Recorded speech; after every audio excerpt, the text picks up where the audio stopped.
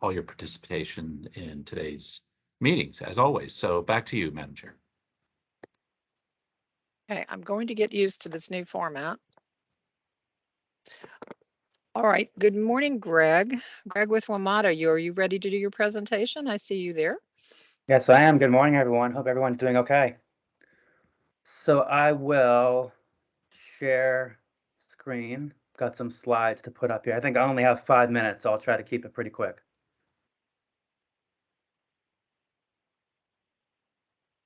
Okay, can everyone see my screen? Yes. Yes. Great, thank you. All right, so I think everybody here is pretty familiar with the Silver Line, but just some quick background about what the extension is. It's obviously 11 miles of new track, it's 6 new stations, and it's adding to the existing line, which opened, it's hard to believe, but back in 2014. And it also includes a 90-acre rail yard with room for 160 rail cars. And that's good not just for the Silver Line, but for the entire system. And I think everyone knows, because Marcia's been here many, many, many times, that it was constructed by the Airports Authority and it was turned over to Metro on June the 23rd. So just a little bit about that. Some of you might have heard this phrase ORD, and that stands for the Operational Readiness Date. That is essentially when the official transfer from MWA to Metro takes place, and that is provisional care to Metro. And so on June the 23rd, that's when Metro gained access to all the stations, to the rail yard, to the tracks, to the system, and we began all of our testing. And then sort of a fun thing here is that the first thing we had to do is change the keys. So there was something like 1,000 locks that were completely changed out, and so all the keys are new. So that's kind of a fun thing that happened first. This is probably a slide that everyone is most interested in. This is the steps to opening. This is not in sequential order, so these things don't happen, at an exact time here, but it's more illustrative. So you can see on the far left is the operational readiness date, which already happened on June the 23rd. We've obviously begun all of the testing, as I mentioned. That's already happened. There's a lot of training that's happening with employees. There's emergency responder drills. We have, I believe, 3 drills taking place. One is even, I believe, taking place at the airport today. There's some that are taking place in, I believe, next month as well, with Fairfax County first responders, Loudoun first responders, as well as the Airports Authority. So that's happening to get familiar with the system. Obviously, the communications efforts, that's ongoing. There's lots of marketing taking place. And then right before the opening is 2 weeks of simulated service. And then the most important thing is in the upper right here in the slide. The launch date is set by the Metro Board, and it's subject to safety certification. So you might have heard about the Metro Rail Safety Commission. That's a group that needs to certify the safety of the line, and that's very important. And as well as the Federal Transit Administration needs to do some sign-offs on safety too. So there has not been a date that's been announced, but we hope that's going to be in the near future. We have a new general manager on board, and I'm sure he's going to be getting involved in that and getting it moving as soon as everyone can. So there's also some bus changes taking place. Some of you might know the 5A. The 5A runs from L'Enfant and goes over to Roslyn, stops in Herndon, and goes to the airport. As soon as the line opens, the Silver Line extension opens, the 5A is not going to operate anymore, and that's a Metro bus line. There's a Silver Line Express that goes from Wheeling to the airport that's run by the Airports Authority, and that is no longer going to operate as well. And then, of course, the jurisdictions have their own bus service. Fairfax Connector, Loudoun County, and others have their own bus service that's going to be starting up with the line, and we've been coordinating with them really closely to make sure that it's all set. There's obviously a big communications effort taking place. We have a website, so if you want to take a look, wmata.com/Silverline. There's a newsletter. You can go on the website and sign up for that. There's various press releases, videos, and a marketing campaign. And I'm going to do a fun 30-second video, not long. There's a little video, it's a little visual. I hope you can hear the sound. We'll see.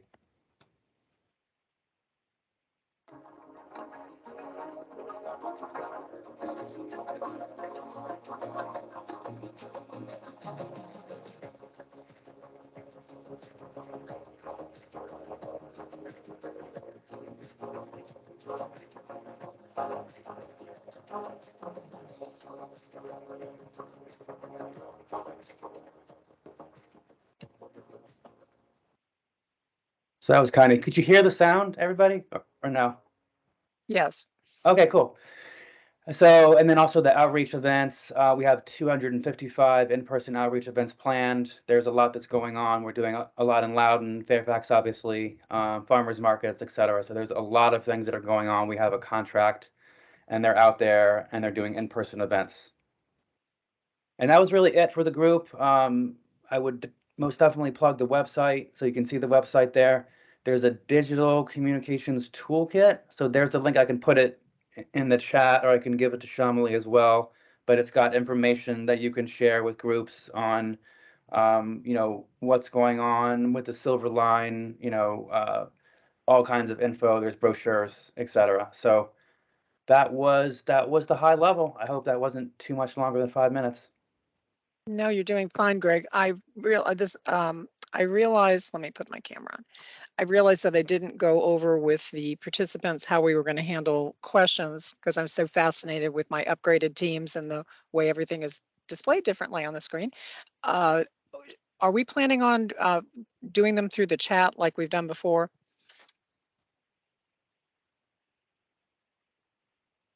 Or are we going to have the ability to do that? Are you monitoring the chat today? I am monitoring Or the do you want chat, and people we to raise their, or you want people to raise their hand and ask them live?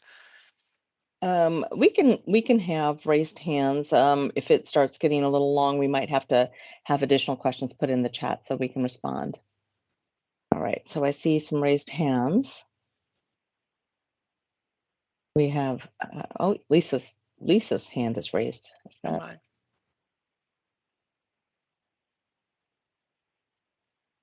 Hey, Lisa, did you mean to raise your hand? You need to put your mic Oh, on. yes. Yep. I didn't mean to raise my hand. I'm sorry. I was waiting to see if someone else. Hi, Greg. This is Lisa. I'm the Supervisor Alcorn's communications aide. And if you could send me all those links, that would be great. We have a weekly newsletter and our social and other things that we can use that information to get out to our residents. That would be great. Sounds great. That's amazing. Yeah, I appreciate that. I'll definitely send it, and I can send it through Shamali or I can send it to you, whatever is best. If you could send it directly to me, that would be great. All right. Oh, and Shamali. And also if there's meetings regarding communications or anything, also if they're specific to Reston, if I could be included on those just to listen in, that would be awesome. Sure, sounds good. Yeah, we have a lot of Fairfax DOT communications folks that are in the loop, but we can make the 10 a little bit wider as we get closer for sure. All right, that would be great because sometimes the communications doesn't get down to the board offices, so that would be really helpful. Thank you. All right, sounds great. Thank you. Were there any other hands up? I don't see Nothing in anyone the chat? else. Okay, well, thank you, Greg. It's exciting news. I wasn't sure it was ever going to happen, but we've been working on this a long time. So congratulations, it's exciting. We look for the opening. I don't see that Lauren is Thank on. you. Is there someone from Fairfax County DOT that was going to do the capital bike share? Because I don't see. Oh, there's Lauren. Oh, I do Good see morning. Lauren's on now. Hi, Lauren. Hi, how are you? Just fine. Take it away. We're excited to learn about capital bike share and e-bike updates. All right, so for Capital Bike Share, we have a little staffing change. We have a new staff person running the program, and he's got years of experience working for Metro Bike, which is a Capital Bike Share focused firm in the DC area. He's been working with Arlington. So we're really excited to have him on board, reviewing our stations. We're trying to get a lot more of the newer stations placed in locations where they can be on road, not requiring ad on our costs. And then we're looking at relocating those costs to being applying them towards electric bikes so that we can have more electric bikes in the system. We think this Lauren, is really important. Can I interrupt you for a second? Lauren, did you want to Sure. give us the staff member's name? Yes, sorry, Zach Desjardins is his name. Okay, thank you. And he's doing this temporarily because the position was vacated and he had these skills.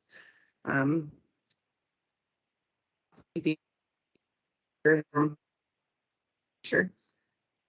And yes, so as I mentioned, we feel like it's important to get more electric bikes into our Fairfax County system because we do have substantial hills in the county and terrain to navigate. So we think that electric bikes will be very popular. They do have a small additional surcharge when they're used. So that's the main update about capital bike share. I can go on to talk about the capital projects update if you'd like. Okay. So capital projects this month, over the last couple of months since your last meeting, we have that Wolf Trap Elementary School Safe Routes to School had its third final design submitted for review, and its land acquisition was completed back in March. So it's really on track to be constructed next summer in advance of the 2023 to 2024 year. Monroe Street at the Sunrise Valley Drive intersection, we have pedestrian improvements going in there, curb ramps, crosswalks, and pedestrian push button on all 4 approaches. That's actually under construction now. The task order was approved in June, and it's supposed to be completed by September. The Glade Drive at Green Range Drive bus stop. This is the northbound bus stop at Glade and Green Range. And the last one is the Bluemont Way from Reston Parkway to Discovery Street. This is the new path that will be sort of closer to Discovery Street, whereas the existing one's kind of further back in the woods. And it also includes a lot of improvements at Bluemont Way and Reston Parkway. This project had land acquisition completed last month. So land for a good are estimated complete date of June of 2023. Those are the big highlights for this month with capital projects.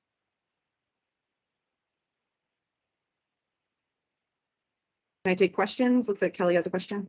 Yep. Kelly, if you. Yeah, I don't know if anybody else has experienced the breaking up, but Lauren, right when you were talking about Bluemont and Reston Parkway, you started breaking up, and that's the one I'm most interested in. Sure. So Bluemont Way is the project from Street to Reston Parkway. Reston Parkway is getting a lot of intersection improvements with that project that has had land right acquisition completed last month. So we had 4 properties we need to acquire. They've been acquired, and that puts us on track to complete by June 2023. Great, thank you. Sure. Looks like Mike McDermott has a question. Mike, if you want to unmute.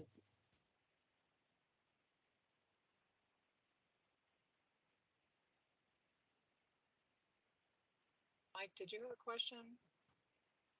Have your hand up. You need to unmute.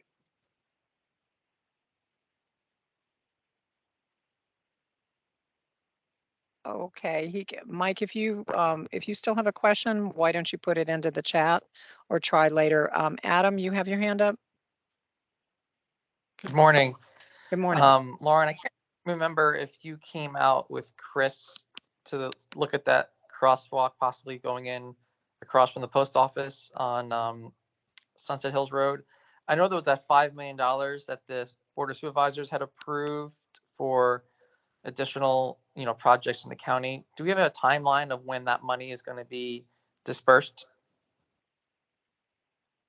Okay, so no, I did not come out, but I do know in detail about the project that you're referring to about the crosswalk at the post office. Chris has outlined it for me. You're breaking up. quick. Sorry. I'm so sorry. Let me see if I can turn off incoming camera and outgoing. That might help. Okay. Hopefully you can hear me better. The $5 million, the initial $5 million, we're looking at quick hit projects, we're calling them. So projects that we can complete without land rights acquisition or major utility impacts, like having to relocate a utility in the location. And so that project does fit into those criteria. We think that we can do it quickly. It just requires curb ramps, essentially some limited concrete work. So as a result, we have over the past 2 weeks, we've been with VDOT to get them to review it to see if they agree that there's not anything that would concern them that this project would need for like more detailed engineering. And we're trying to work out a process for how to actually construct these projects quicker, whether that's VDOT we're taking responsibility or Fairfax County having sort of a shorter review period than a normal project would, or more. So we've also shared these lists with the Board of Supervisors, and we're working with them on prioritizing projects at this time. I don't know that we have an estimate for when these things will be completed, because it really depends on how expedited of a process VDOT will agree to, and we're still working with them on that. Okay, thank you.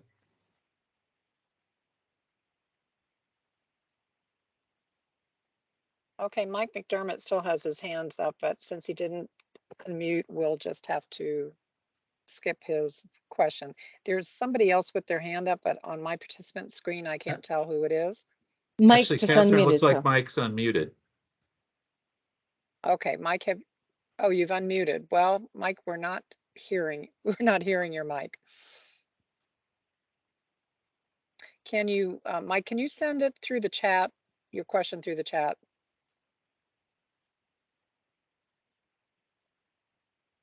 All right, if he sends it through the chat, we can take care of it.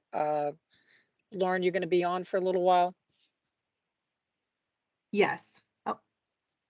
Oh yes, I can send the project list. Yeah, Absolutely. and Okay, I I will see send the the project comment. list out. Yep. We'll Okay, have it on our website as well. good. Thanks for asking that question, Mike, because I was planning on asking it myself, and then you saved me. All right, thank you, Lauren, for your presentation. Did you have anything else to add?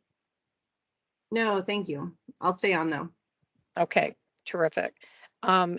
Is Aileen on? I don't see Aileen on the list. She's the next person that's supposed to be speaking from Capital Facilities on the streetlight outage and reporting a map.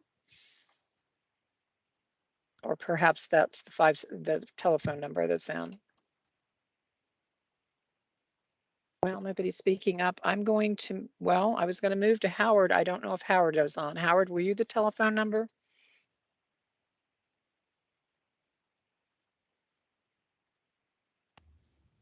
Howard was out of town and was forwarding it to another town council member to attend, and I don't see anyone on at the moment. I'm So I'm on. Steve's Are on. you? Oh, Steve's on. Yeah. Okay. Hi, Okay, Steve. yeah. Sorry about that, Steve. Good morning, everybody. My name is Steve Potter, and I'm filling in for Howard, who is cruising in Alaska.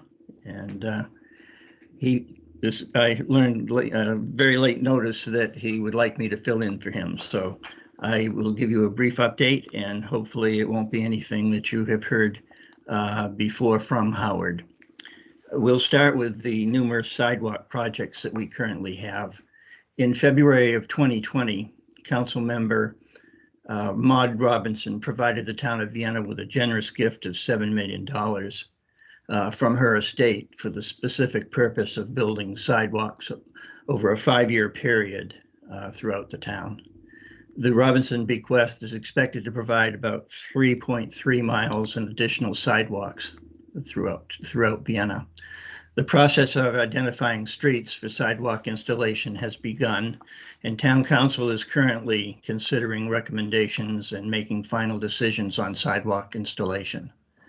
Street selection is largely based upon the amount of traffic, overall safety, as well as connectivity. And so far, we have over 14 missing link projects that have been identified.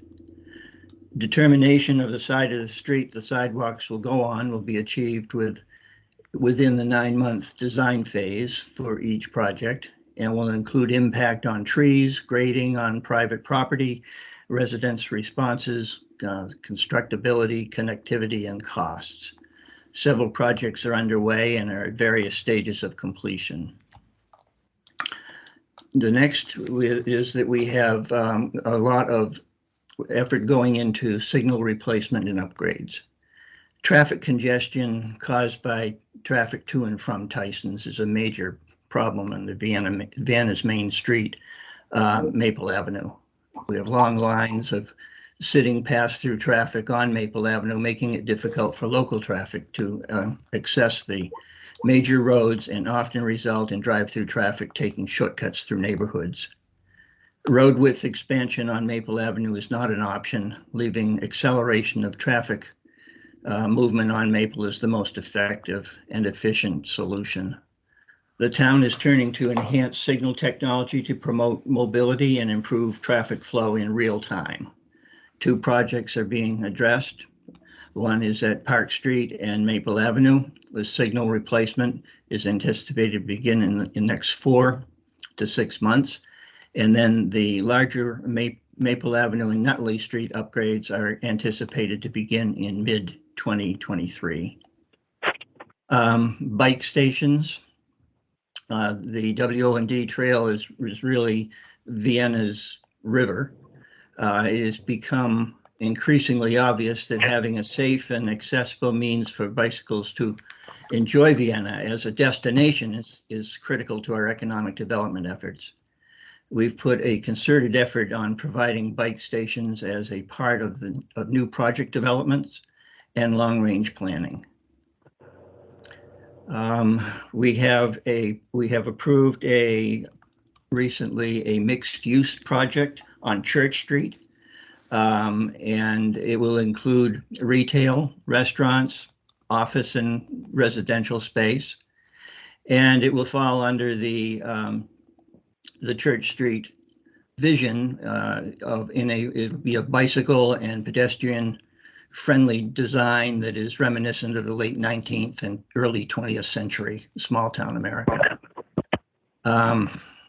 We have a police station, which was erected, I think, in 1994, and almost immediately was recognized that the building was undersized. So the department subsequently outgrew space, and in 2007, it had to move into other town buildings because there just wasn't room in the police station.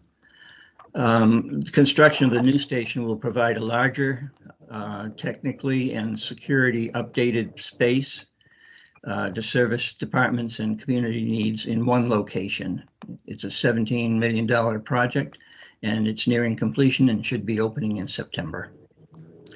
We had a recent situation. The town of Vienna will no longer be grinding up fallen leaves at its collection facility on Beulah Road, ending a program that has delivered free mulch to residents and irritated adjacent neighbors for decades.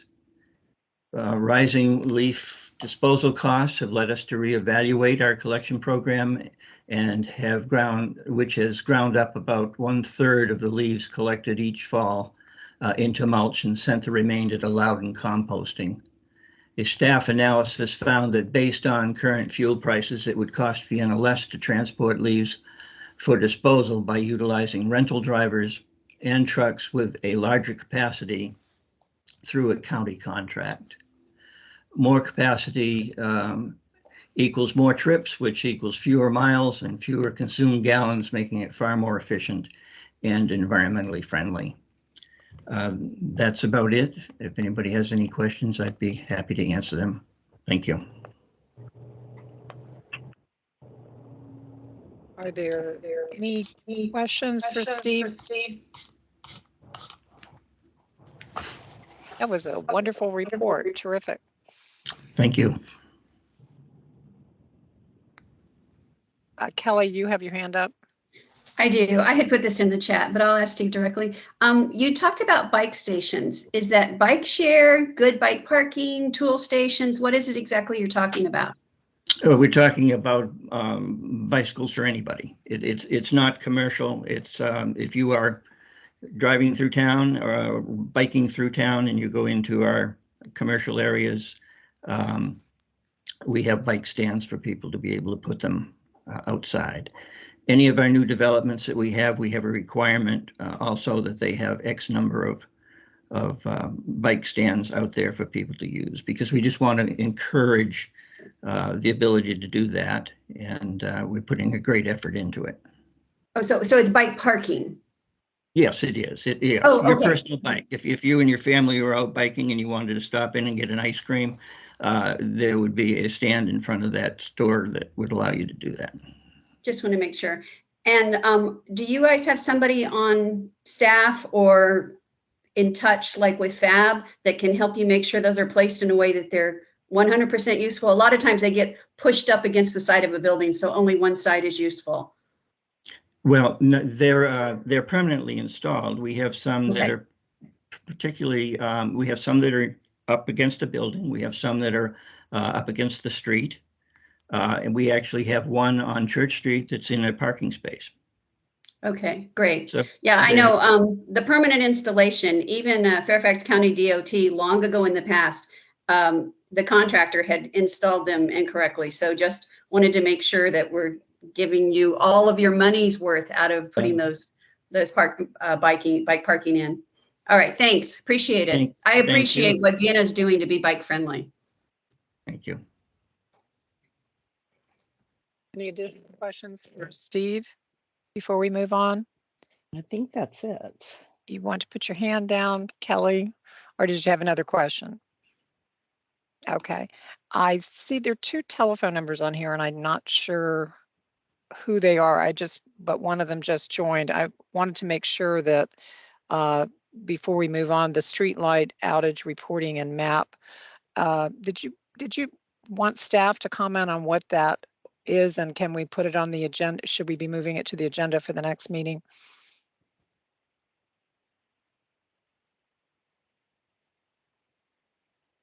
Lisa, So Shamley, somebody? I'm sorry, the lighting.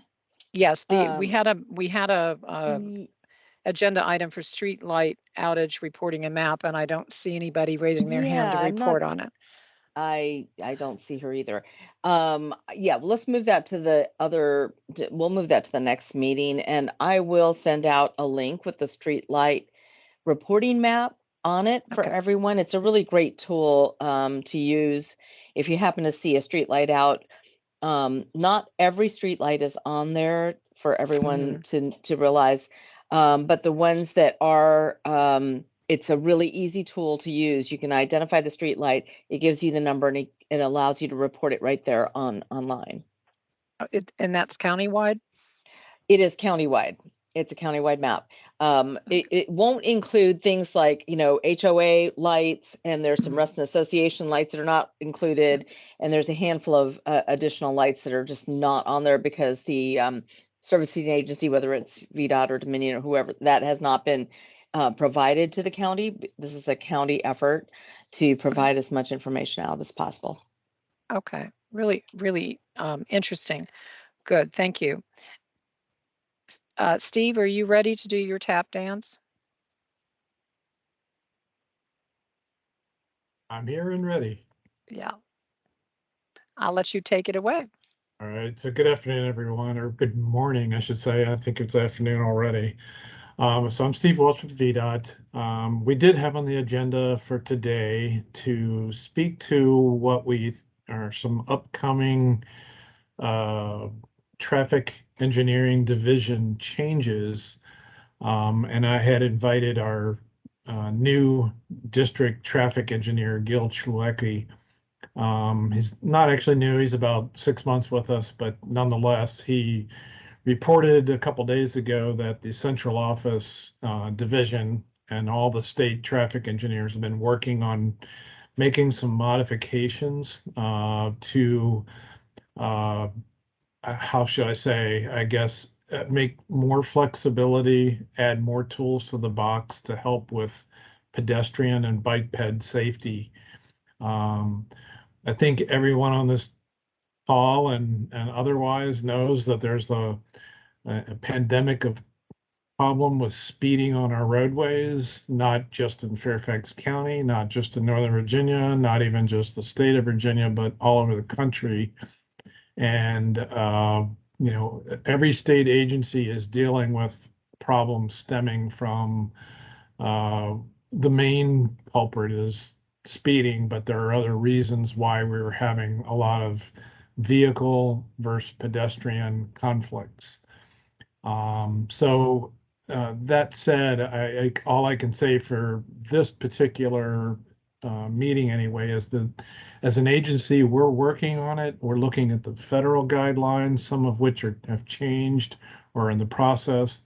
And we'll also be working eventually with Fairfax County DOT on what those changes are.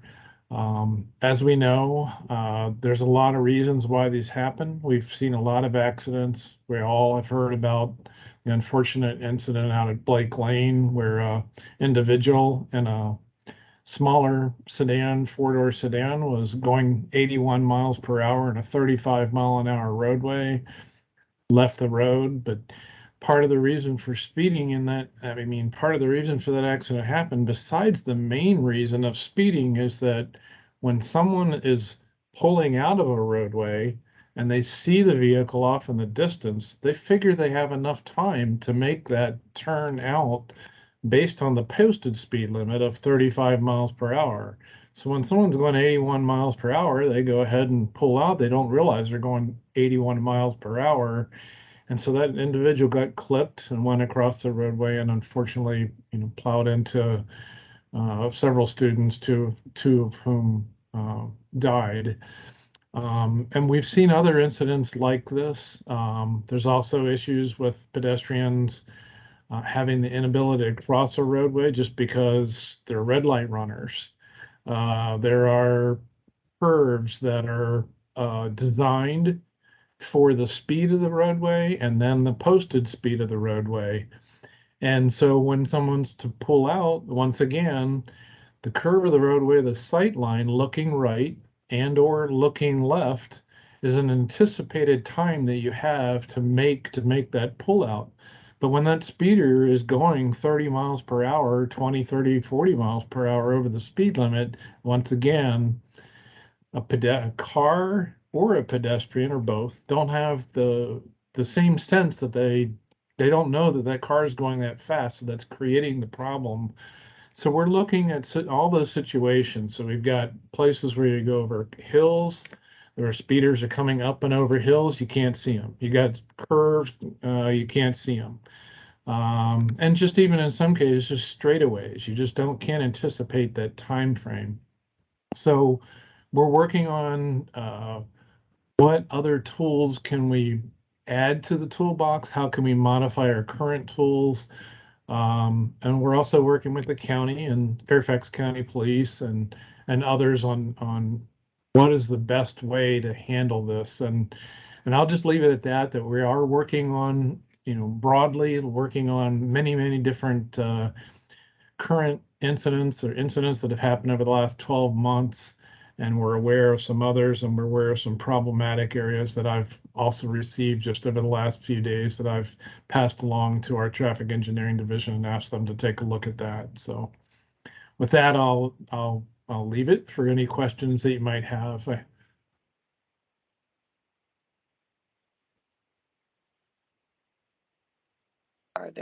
I see a question. I think it's from Mike. Can you hear me now?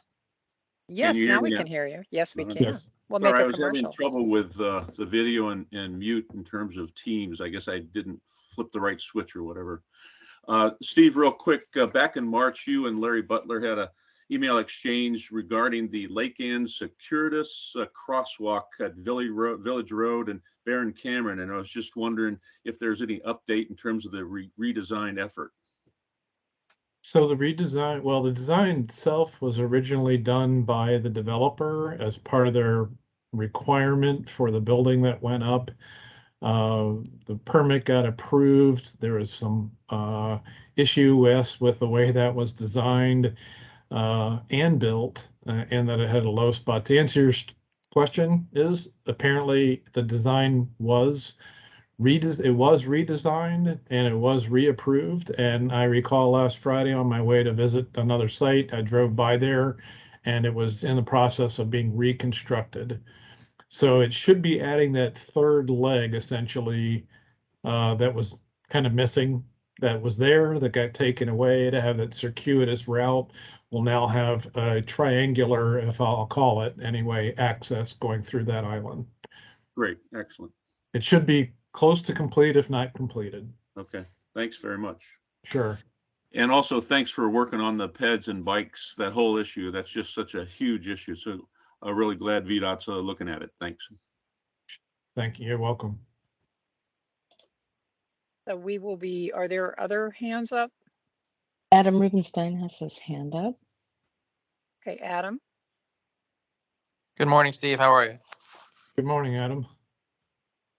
I had, I don't know, probably a year ago, corresponded with Nancy about intersection of Sunrise Valley Drive and Preston White Drive, the northwest corner of that intersection. There's a drainage issue, which apparently another resident had notified your guys about as well in the past. And I couldn't find the email, but I think one of the things they said, what Nancy said, was that it drains within 24 hours, which it takes a lot longer than that, and it's an issue in the winter. It becomes, ice. Apparently, there was a design flaw when that intersection was reconstructed at some point or repaved or whatever. I'm wondering if you guys take a second look at that, because, like I said, it takes quite a while for it to drain, and like I said, in the winter it becomes ice and is there for, obviously depending on the weather, for quite a while. That's a hazard. Yeah, I personally don't recall the Preston location anyway. I know there's been a couple others that we've looked at. Well, there's always numerous ones that we look at, but if you could re-forward that email, if it was an email that you sent, I would, follow up on it. Yeah, I was trying to Once find you- it. once In case I you- can. Go ahead. I was Sorry. gonna say, once you find it. Yeah, if I'll I certainly somehow have can't find it, I don't know. Could I just email you, let you know, about the the exact address. location again? Yeah, Yeah. sure. Any Thanks. way you can communicate it, that will be helpful. All right. Thank you. No problem. So it looks like, Rick has a question, I believe. yeah, and Mark, yes. And I think Mark put one in the chat. Rick, did you want to? Oh, can you hear me? Question? Yes. Yeah, Rick, we could hear you for a moment. How about now? Yep, now we Yes. can hear you. Okay, sorry. Yeah, we were supposed to have another Polo Fields resident, Bob Wagoner, here, and he just texted me and he's having trouble logging into the meeting. So we've had a couple of long conversations. Bob lives on Hitchcock Court, just off of Sunrise Valley Drive, lived there since 1994. And he has had cars in his backyard or close to it 7 times since 1994. Drunk drivers, distracted drivers, what have you. The latest one was earlier this year. As many of you know, Polo Fields has been discussing this issue, but we don't see any for a long time, and we don't see any indication of what, if anything, might be done. We were told guardrails don't work because cars bounce off of them, and I would suggest that guardrails work for pedestrians because they keep cars from bouncing off of pedestrians. And we see guardrails all over the county, so just really don't understand that argument. We've been told that there have been public service announcements. I polled our residents. Nobody has seen any public service announcements about speeding or whatever, they distracted driving, whatever they were about.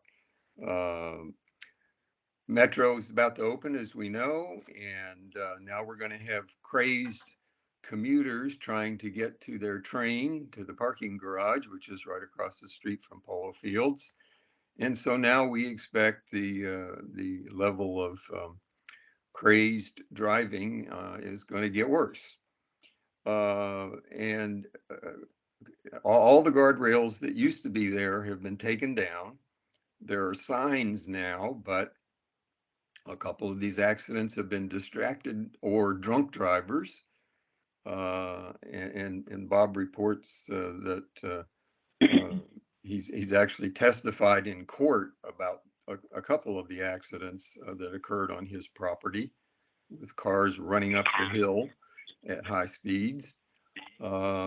So we got to have something done about this, and we just don't see any indication that anything's being taken seriously. So I can respond to that.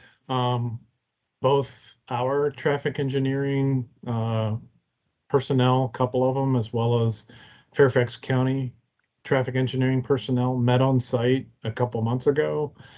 Our traffic engineering division decided for initial quick fix anyway, to add some additional signage that would help through that area with the curve. And I'm going to share screen because I have it right here with me. And this probably will be constructed within the next, I don't know. Give me a moment here. I just lost it. Stop sharing. I got to bring it back up.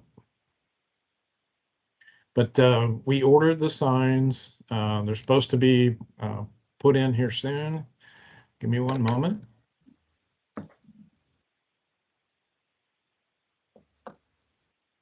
You see my screen now with a sketch? Yeah. Everybody see it?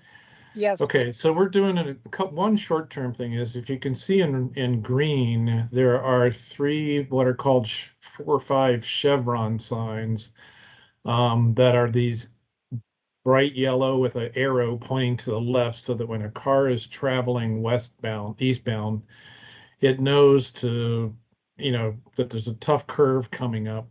So they're adding 3 more there on the west side of Hitchcock, but prior to Hitchcock, as they're coming up the hill, approaching the curve, they're adding this curve ahead warning sign, another sign. I don't like to add a lot of signs, but this is one place where we're doing that. You can get sign clutter, but I think this is warranted. Our traffic engineering felt it was warranted enough to put additional signage through there as a start. One other thing that we are going to look at is, as you drive up this hill and go around this curve, people tend to drift off into this right turn lane.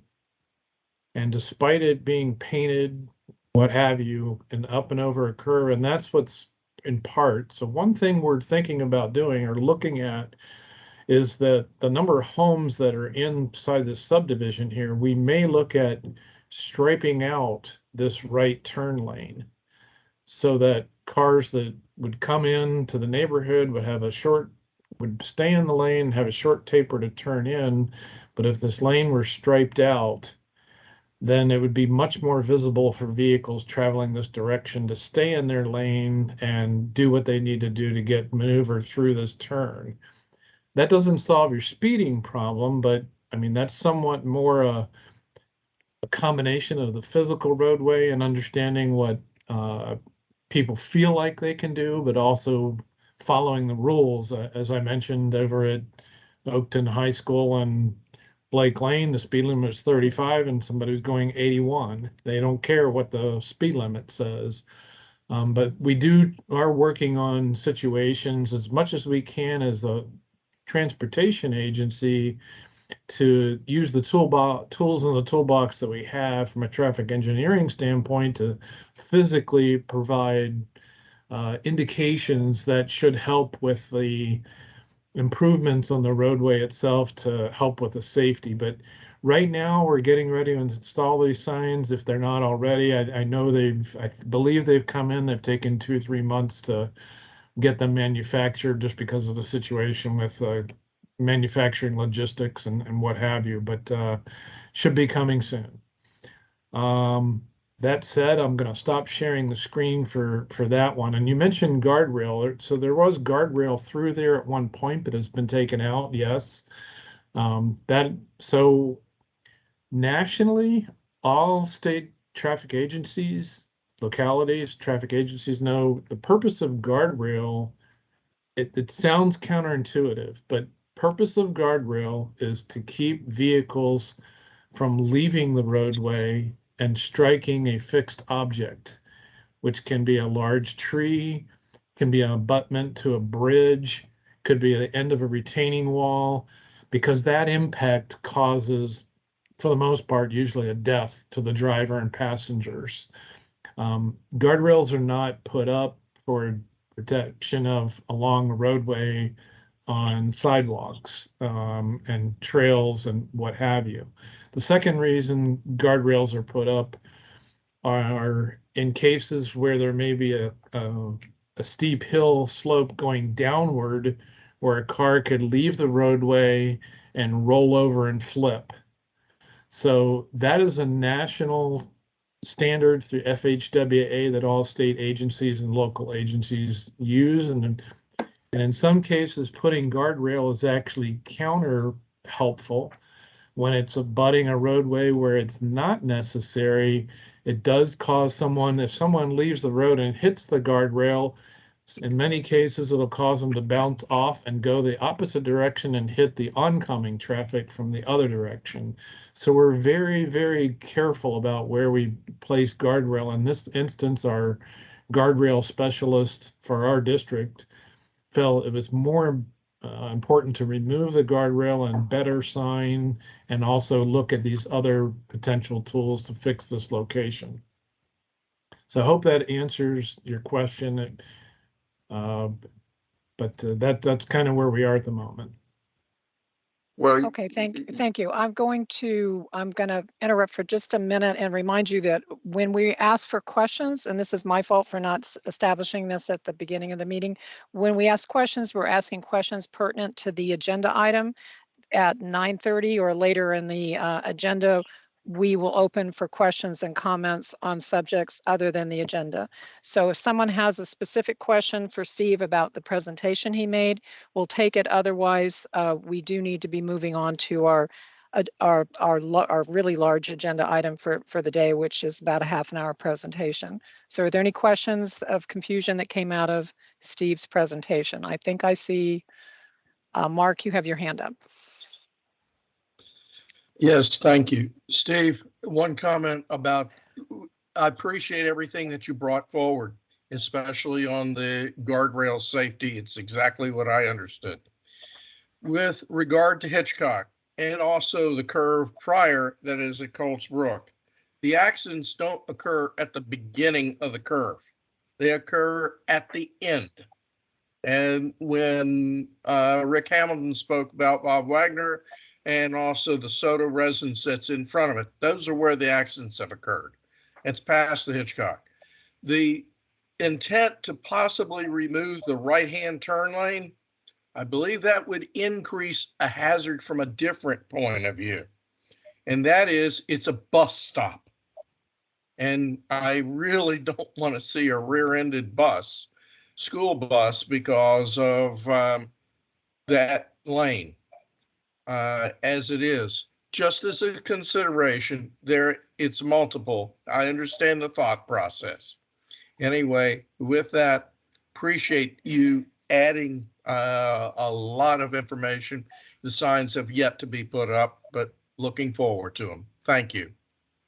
Yeah, and I'll just say real quickly, because I'm short of time. We're aware, but the bus stop exists. We'll have to figure out how to work with that. And yes, anytime you take away a turn lane, then vehicles are slowing in the actual travel lane and making a right. So the driver behind them has to be careful. So it's a balance of what is better between the two safety objectives. Again, it's just something we're looking at, and we'll come back with more on it later on. You're welcome. Okay, thank you, Steve. And you're hanging around through the meeting, correct? Oops, you took your mic off. Oh, I'll hang around, and I'm going to go off camera and mic to save bandwidth. Okay, thanks so much. We're going to move on. Our speaker on the speeding and pedestrian bike micromobility safety will be whom? Who will be speaking? Is it Brandy? I think that's Lauren, actually. Oh, I didn't have a And name. Brandy is on the, I see Brandy's on the call, and Katie was trying to get on the call. Hi, Brandy. Right. Brandy's on for the police portion. Okay, so Lauren, is Lauren on still? I'm still here. Let me get the video off again. And Lauren, while you're doing that, Kath, I just want to thank Steve. I know Steve just gave us a lot of information, and Yeah. Steve, thank you so much for all the attention you're paying to this. I know Mhm. I know you have a lot on your plate, but we really do appreciate everything you're doing. Yeah, absolutely. I love the guardrail talk.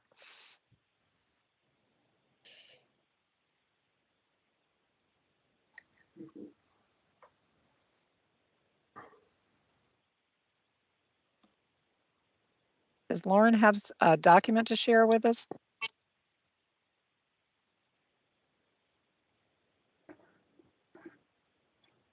Okay, good morning. Sorry about that. So we are here to talk about the art efforts in RTAP, and I think that Steve was going to be on to discuss the RTAP, and that's where I was trying to figure that out. Is Steve Knudsen here? He wasn't expecting, well, it says 8:55, so you're right on time. Well, I have 3 people that have called in the last couple of minutes, or 2 people that have called in the last couple of minutes. I'm going to send Steve the information for the meeting again and make sure he can get on. I don't know if you want to go to the next few people in this subject. Well, we can move to the next agenda item. Did we have another speaker on the subject, or did Walter want to talk about the Hunter Mill District multimodal transportation experience? Lisa can go. She's ready. Lisa, are you ready? You need to turn your mic off. Yes, I am. It's just short. What Shamli asked me to talk to you all about is that last December, Supervisor Alcorn had a board matter, which included having the county work on a comprehensive communications plan for pedestrian bike safety. It was to enhance, as you are well aware, most of our agencies do this. Police do it constantly with their enforcement messaging, FCDOT, VDOT, et cetera. But what we haven't done is coordinate us all having the same message in a coordinated fashion. Which, as you can imagine, would be much more powerful than everyone having their own messaging going out. We're feeling like people aren't really listening. And so, and this is the first time this has happened, at least in my 16 years at the county, is that we have a communications group that includes VDOT, FCDOT, police, schools, the board offices, Office of Public Affairs, and other agencies who are working on putting together this communications plan, which is the messaging is still being worked out, but basically what the goal is to emphasize personal responsibility and for people to basically slow down, I guess, and especially in our neighborhoods. So this is not going to be, don't drink and drive, click your seatbelt on or anything. This is going to be more challenging everyone to just take a moment and understand that there are, pedestrians and bicyclists and et cetera in our neighborhoods. And so as you can imagine, it's a little hard to come up with really effective messaging, but I think we're getting close to it. And so we will be doing bus signs on connectors. There's be TV spots. There's going to be social media, all sorts of ways that is, you can imagine when it's schools involved in VDOT and FCDOT and all of us doing it at the same time, we're hoping that that's a very effective message. So we were planning to do it right before school started, but school said that it's just too crazy right then for them and that people wouldn't be paying attention because they're running out getting their school supplies and all that stuff. So what we're planning on doing is doing probably the 3rd week in September and launching it with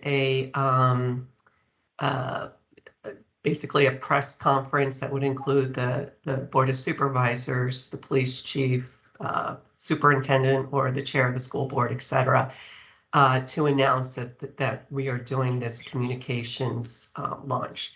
So that's basically the very short end of it, but just wanted to make you guys aware of what was going on. Hey, thank you, Lisa.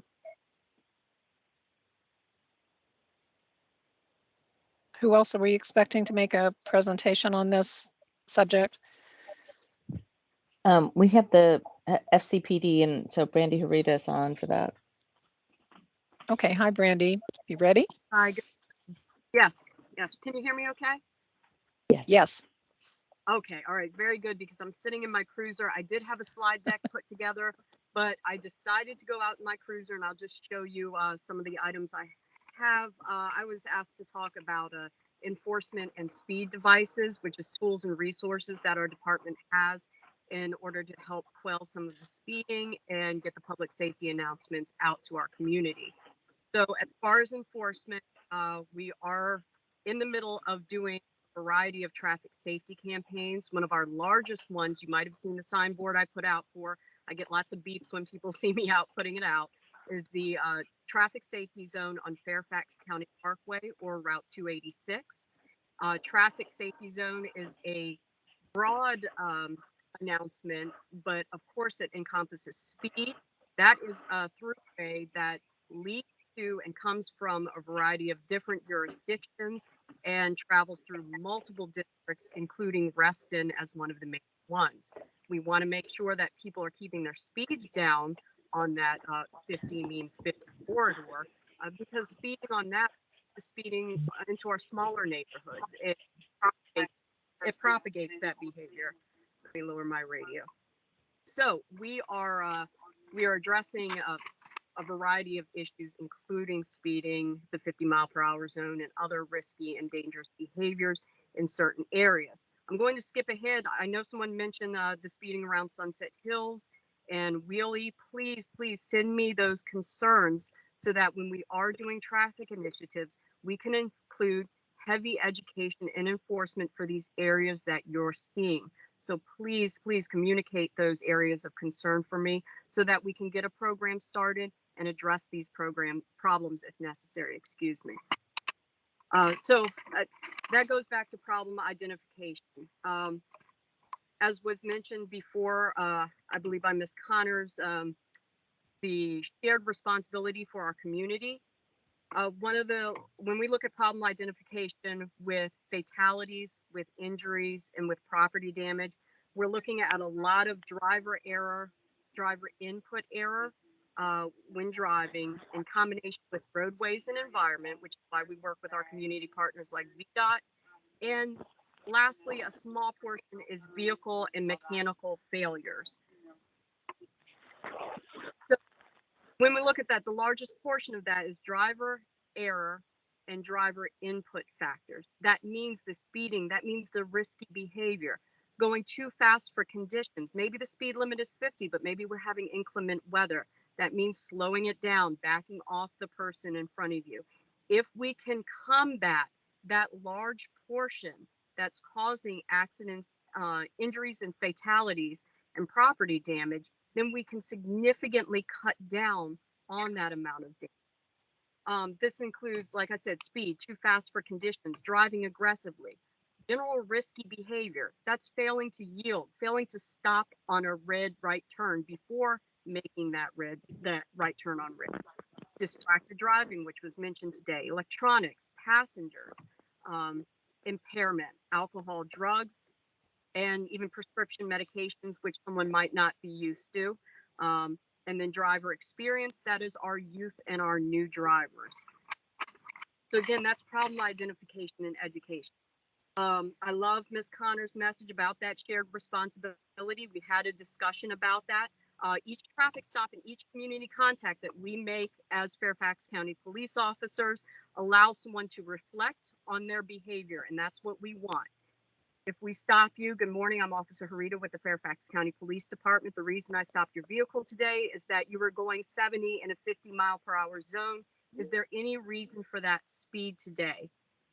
All right, there's going to be some time during the interaction, but I'd like to ask that question to allow people to reflect on why they're speeding. I have gotten responses, oh, I'm just picking up my child from a community event or from a sports event and they're waiting for me. And then, I hear what you're saying. And often they'll come back and say, you know what, that's not safe behavior because they might not make it there safely to pick up their child. These interactions with us and our community members gives them time to reflect on the speed or the issue or the risky driving behavior, which is good for us because maybe that helps in the future them think about that, them take that second moment to slow down or to think about their interaction with us, their family members, or their friends who, they owe responsibility to as well. So I really do love that shared responsibility message.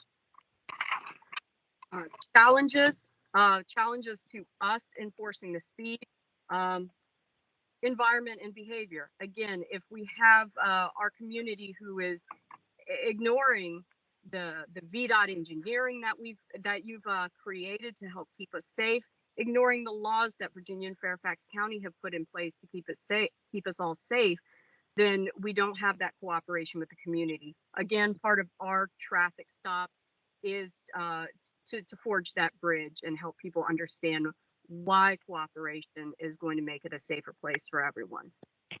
Staffing, we are in a critical staffing level right now with Fairfax County Police Department, but traffic safety is always going to be number one, and it's the bread and butter of law enforcement and keeping our community safe. We understand how important that is to our community. Reston still has a full-time traffic safety officer dedicated to traffic safety.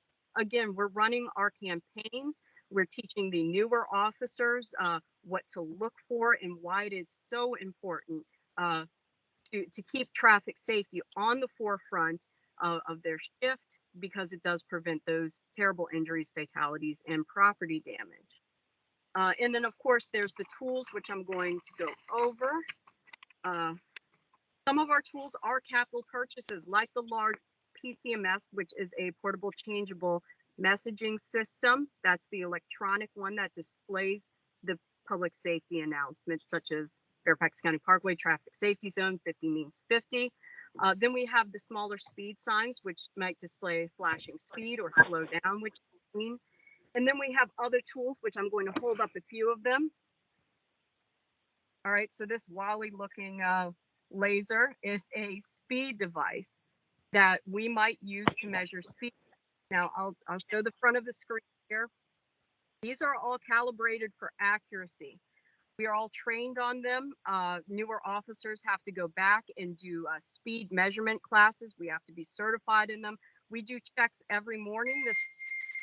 You heard it beep and power on. We do checks to make sure that these are running accurately so that we can provide the best service to the community. And if a case has to go to the court, we know our equipment is working properly. So we have devices like this. This is a Pro Laser 3 device. This is something that you might see a stationary officer holding out their window. All right, we have a little bit of a different device. This is called a Pro Light. This is also a device that you would hold up and has to be tested and calibrated, and we have to be trained on for speed measurement. So this is a Pro Light device. Holds up like a pair of binoculars. We also have our newer device. This is a ticket printer. It works kind of like printing out a receipt. You see the paper here. And this is just for efficiency on traffic stops. It prints out a receipt type citation that we're able to give to a community member with all the information that they would need to see on it.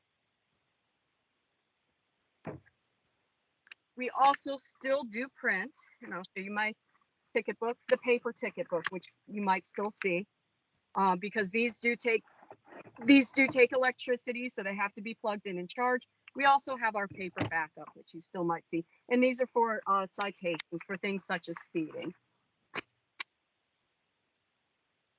And then we have our discretion. We do give paper warning. Let me try to hold it up. I'm not sure if the sun's hitting it, but it's just a paper warning ticket. And this doesn't come with fines, but it lets someone know who you are as a Fairfax County police officer and a reminder of the reason why they stopped. we stop your vehicle. So if we use this out of discretion, what I often like saying, for example, if it was for an equipment violation, people say, can I throw this away? What do I do with this? Does this come with a fine? No, but maybe put it somewhere where you can see it as a reminder. And again, that goes with the community responsibility, being a good role model and keeping in your head why you might need to slow down, what you might need to do with your vehicle to keep it safe. So I tell people, hold on to this, throw it on your dashboard or somewhere close in a purse or wallet so that it reminds you to stop that risky driving behavior. And then lastly, I like to carry around a variety of PSAs. And again, the sun might be hitting it. I am in my cruiser. Safety for vehicle carrying loads. We, of course, have distracted driving, phone down, it's the law. New flyers, I order these in regularly. So we have the most up-to-date PSAs to hand out as part of an educational portion if someone were to receive a citation or a warning or any community contact or have a question about the laws that are going to keep us all safer on the roadway. So that's just a quick preview of some of the items we have. Again, this is a classic.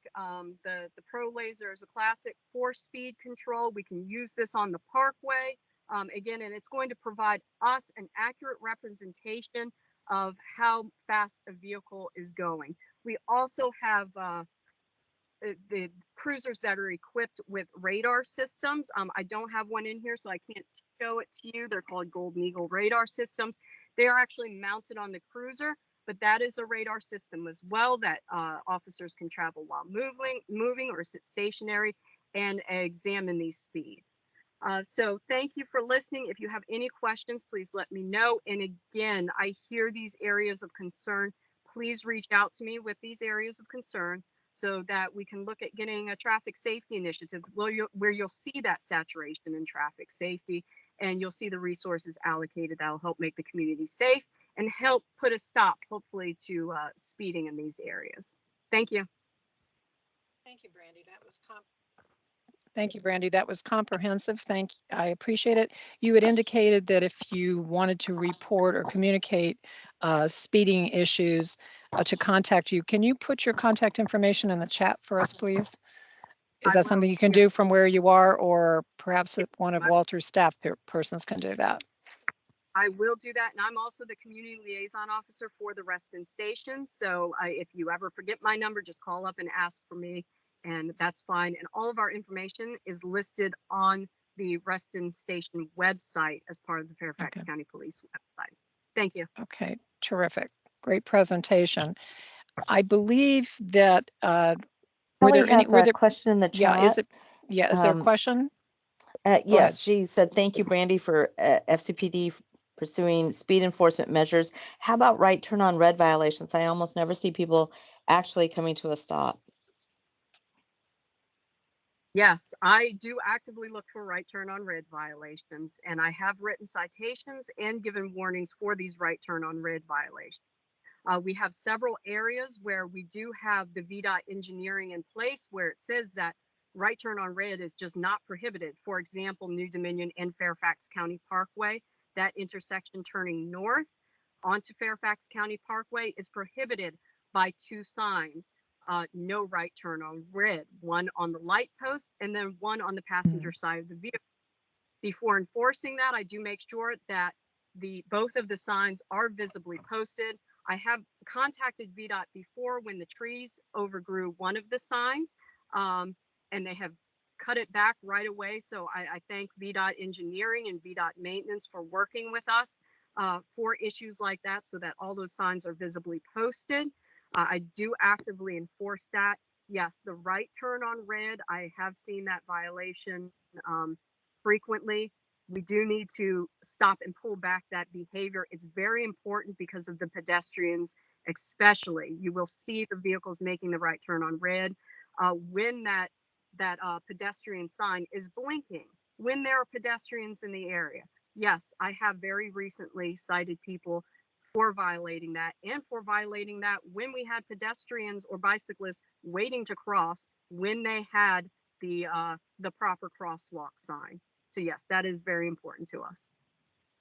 Okay, I believe that Walter has his hand up. Thank you, Walter. Yeah, thank you, Madam Chair. So Brandy, thank you so much for your presentation. That is very good. And thank you for paying attention to those right turn on reds. I walked into work today and I cross Barron Cameron right down here. And I have to be very careful even with the walk sign on that nobody's coming through there quickly. Just one additional piece of information that's new. Yesterday afternoon, I spoke with Deputy County Executive Tom Arnold, and we are in Fairfax County about to start on a pilot program with some new authority that we've gotten from the General Assembly from the state, and it's specifically on speed cameras.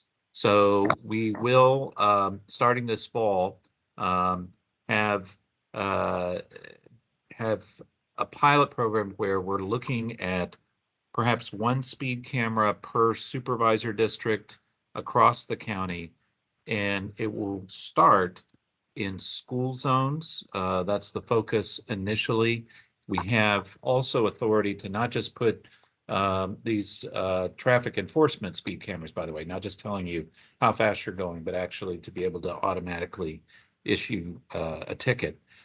We also have the authority to do that in work zones. The initial focus is going to be in schools. It's going to be a 6-month pilot project. The equipment is being procured right now.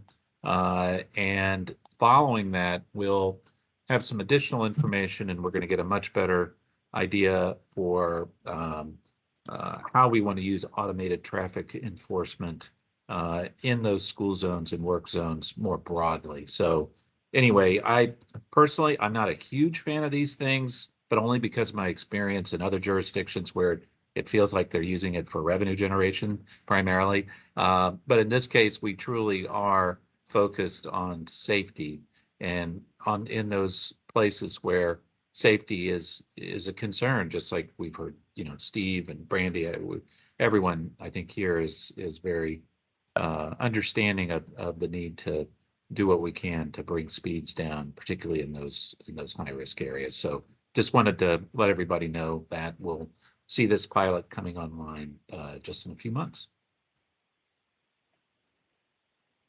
Great, terrific. Interesting. Walter, since it's the General Assembly that took action, are we the only county piloting it or are some of the other counties piloting? No, there are actually some other jurisdictions moving forward. I believe it's at least the Northern Virginia counties that have, or jurisdictions that have authority. Fairfax City, they have a little smaller jurisdiction, but they actually are moving forward with their program. And I'm sure there'll be some good regional discussion. Obviously, even for the pilot, expect some serious signage and publicity surrounding them before they go up. The idea, again, is not to surprise people with these, but just to get people to slow down in the high risk areas. So it's coming. Okay, interesting. I noticed that Stephen Knudsen has joined us since we originally started this conversation, and I think we were planning on calling on him for one of these topics on speeding and pedestrian. Stephen? Earth Stephen? Yes. Ta-da. Thank you. I'm going to turn it over to you. I'm not positive exactly what we're looking for here right now, but just a quick general guidance on how you can initiate the RTAP program. I know you've briefed it in depth at previous HMTAC meetings, but I think some people are confused about, when it takes effect, and it's really the speed limit on the roads and how that's determined. So if you would do that, that would be great. Okay, so the county's traffic calming program is basically community initiated. So we do need to start that process with a request from local communities. So that can be from a civic association if there's one active, or from like a petition form from people that live on a particular road that might be having some concerns. Once that comes into your office, You generally forward it over to Fairfax County DOT. We review the road to see if it meets the basic qualifiers of a, residential type roadway, if it has a 25-mile-an-hour speed limit. And then we go out and do some data collection and see if we can identify a speeding problem. And basically what we use to identify that is a 85th percentile speed that's 10 miles over the posted speed limit, or an 85th percentile speed of the data that we collected that is 35 miles an hour or greater. Once that happens, then we go ahead and start the process for that particular roadway. We ask that the community create a neighborhood task force that we can work with. We come up with a conceptual plan where devices might fit on a particular roadway and meet with the task force.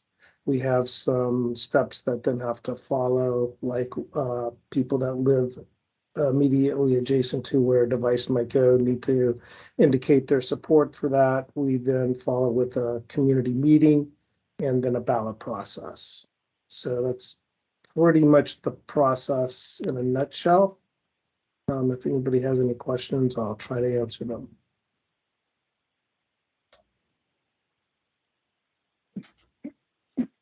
I think I see Mark's hand. No, Mike's hand up. Yeah, has there been any attempt to simplify the process? I've interacted with folks who've tried to get this started, and they run into several problems. For example, the door-to-door canvassing that they have to do to get a certain number of the community together, the task force that's required to put together. There's a lot of steps before an actual device gets put together. Is there any way of simplifying this process? I mean, we have modified this process through time. We have taken out stops, tried to relieve some of the community members of some of the work that needs to be done. We can always try to modify it, but we have gotten it down to like kind of a bare bones. We still need some community involvement. It is supposed to be a community initiated process. So we do definitely need to see their support. We just don't want to show up in a neighborhood and just assume that they want us there and do the work. And Steve, let me jump in on that too. Thank you for that comment.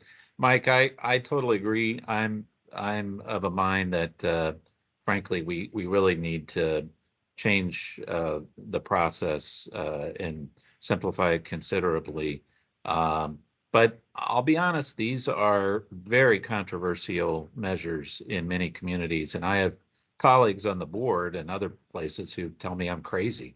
That basically, the structured process and all the hoops that you have to jump through are a way of assuring community support. But I'm a little more inclined, since we're really, particularly where we're talking about public safety, that we need to make sure there's community support. But I'm hopeful that in the coming months and years we'll find better ways to do that.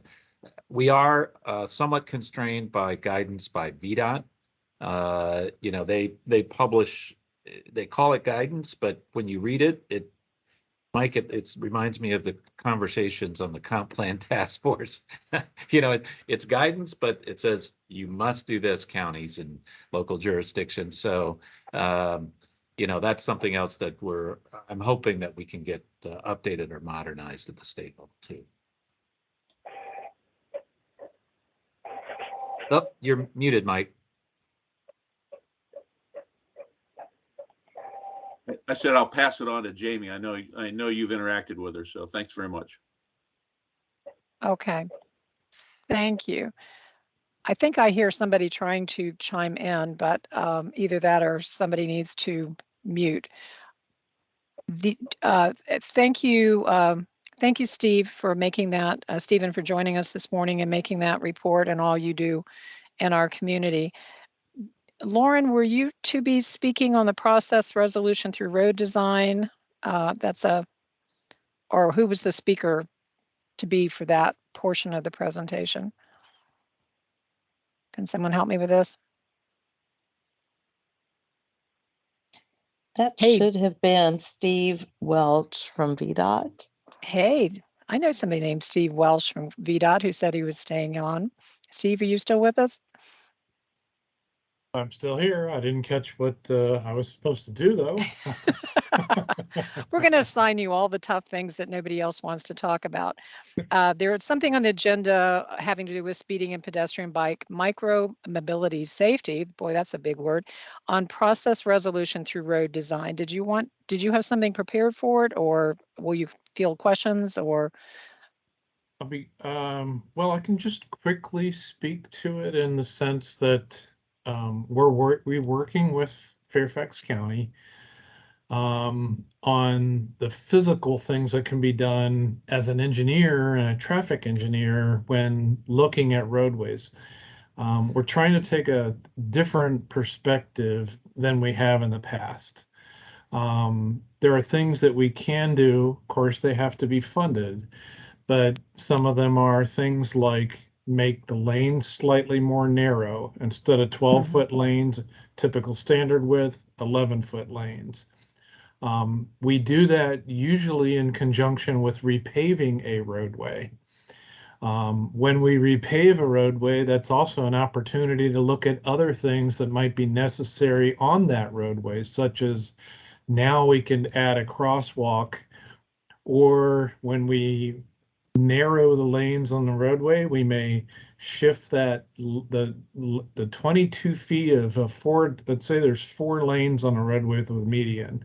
So that would be 22 feet instead of 24 feet on the left side, 22 feet instead of 24 feet on the right side. So we shift that down by 4 feet and allow more room in the median, which in some cases allows an opportunity for a median refuge. That allows pedestrians to cross from one side to the center, have a safe refuge to then make the next pass over to the other side of the roadway. It's still not safe to stand in the middle of the roadway, even in a median refuge. We understand that, but this also kind of rolls into some of the things that we were talking. I mentioned that we're looking at as future tools that hopefully will open up. One of them is our RFBs, rectangular rapid flashing beacons. I know you've seen some of them around in some places. They have been, we have been working jointly with Fairfax County over the last couple of years at installing some of those. The county, I think, has been installing. We've been maintaining, or vice versa. I don't recall which. But part of the problem that we have as a state, and we're trying to get past this, is that federal highways develops these standards and states generally follow them and endorse them. And the RFBs have not been endorsed yet as a true safety improvement in what they call their manual of uniform traffic control devices. But we believe that movement is now that there's been some piloting and testing of them, we believe that may be changing, and states, including us, may be changing right along with it. That's something that we're looking at. The other thing is a little more flexibility in the use of hawk signals for mid-block crossings. That's something else that we're looking at. So it kind of rolls over into the same thing I mentioned earlier today, is that our focus is not on just being vehicle centric. We're all modes of transportation, and our emphasis shifting. We have to allow everybody to drive and go where they need to go, but we also are looking at much more at being more pedestrian and bike ped friendly and for all users of the roadways. And we're doing what we can through studies, through statistics, through engineering, working with research councils, what have you, at what works best, what we have found does not work, what have you. So that's just a big picture of it. Any Well, questions? you did a terrific job when we put you on the spot. One would think you were prepared for this. I did my best. Oh, yes, yeah, I told you you Uh, tap dance during your time. Excellent responses. Any questions? So Steve, this is Shamali. I do have one question. In the county, we have several roads that are that were originally designed as kind of more rural roads, and over the years, a lot of housing has come up around them. Does VDOT have a mechanism to really take a look at those and maybe um, do something in terms of road design to help people either slow down or assist in making sure that people living on the roadways have a more safe environment? Yeah, so when a developer goes to put in to rezone possibly or build by right to develop a piece of land, and let's just use a 10 lot subdivision as an example with 1 acre properties or something like that, or maybe a townhouse subdivision, what have you. They submit those plans through Fairfax County. Fairfax County submits the plans over to us, and then VDOT looks at those impacts on the transportation facilities, meaning access points, what impacts there might be. Is it the best location for an access point? And what I mean by that is when when a developer wants to lay out a subdivision, he or she, of course, wants it to be developed to sell the houses and be the most, viable selling point that they can, but they also have to combine that with the access point onto the main roadway. And what we find is that over the previous decades, and I'm talking 80s, 70s, 60s, 50s, even 40s, some developments where the knowledge just wasn't there yet. And some of the access points were on a curve or they were right over a hill, where now we, for the last couple decades, look at the plans, our land development group in conjunction with Fairfax County, and say, developer, you need to modify your plan so that your access point coming out is at the high point on the roadway. So the vehicle coming out can see right and left, and the drivers coming up the hills can see the vehicle coming out. Pedestrians can cross.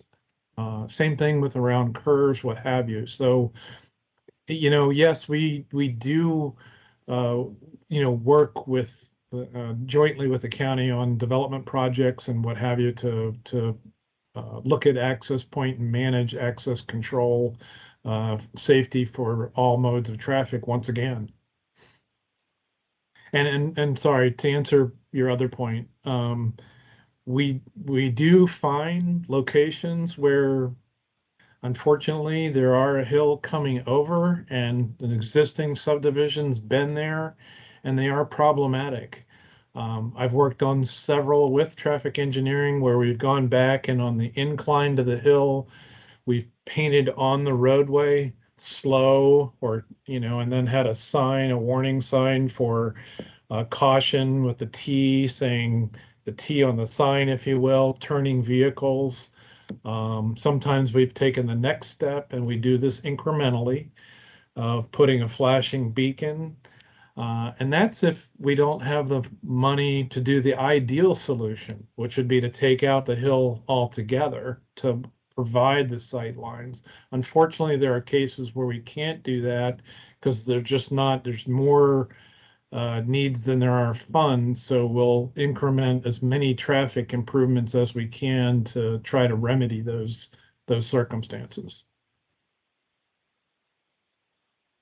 So Okay. if the residents want to pay for some of this, because as a cohort and a group, is that an option? If you guys don't have the funding, for example, to expedite some of these processes to increase the safety in our neighborhood. Can you give us your name, please? Because I only see a telephone number. Yeah, this is Tom Eastblock, 1533 Crowell Road. Okay, thank you.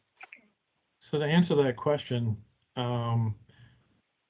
VDOT, and I would venture to say Fairfax County or any other locality, can't receive money from a HOA or a group of citizens to do a project that they requested.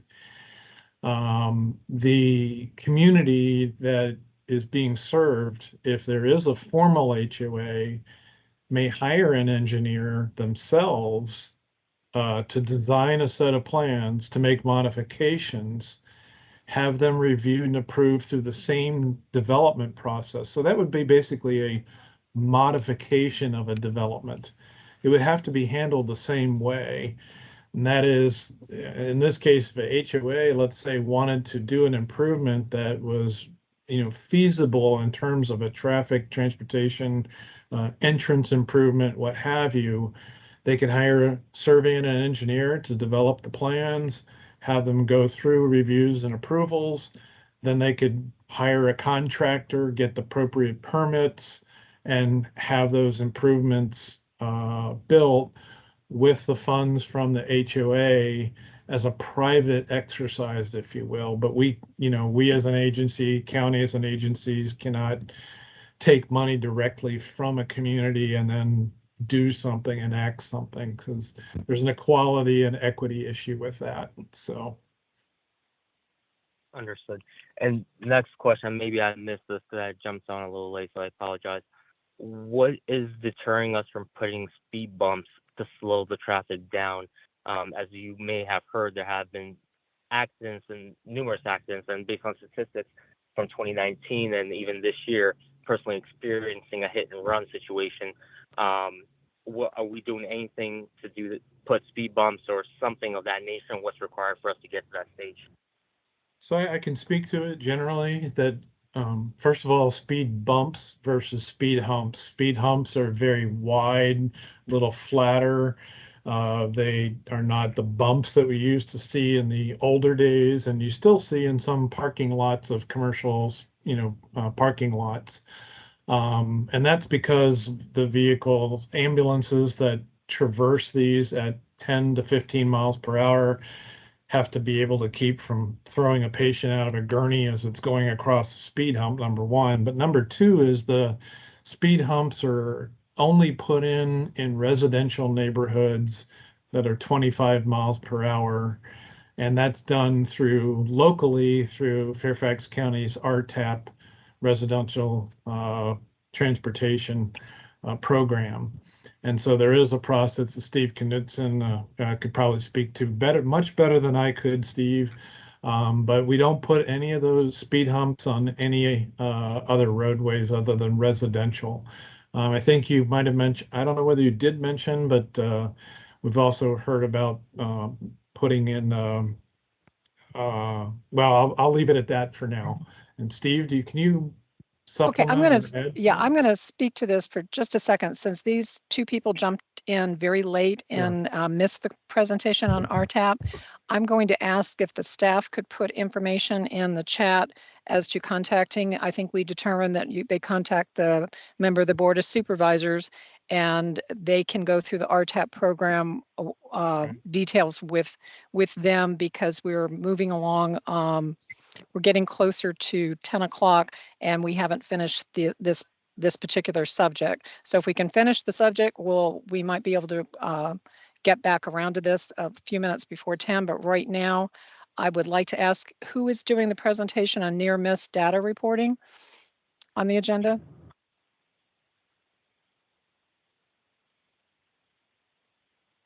Can a staff person tell me who is speaking to this? Okay. Yeah, Dave, are you on, Mike? Which mic are you looking for? Is that Mike McDermott you're reaching out to?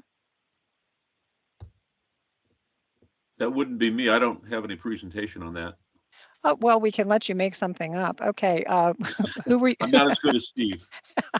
Steve is spectacular at this. Yeah. Many years of experience. So it's somebody for Fairfax Families for Safe Streets was going to make the presentations.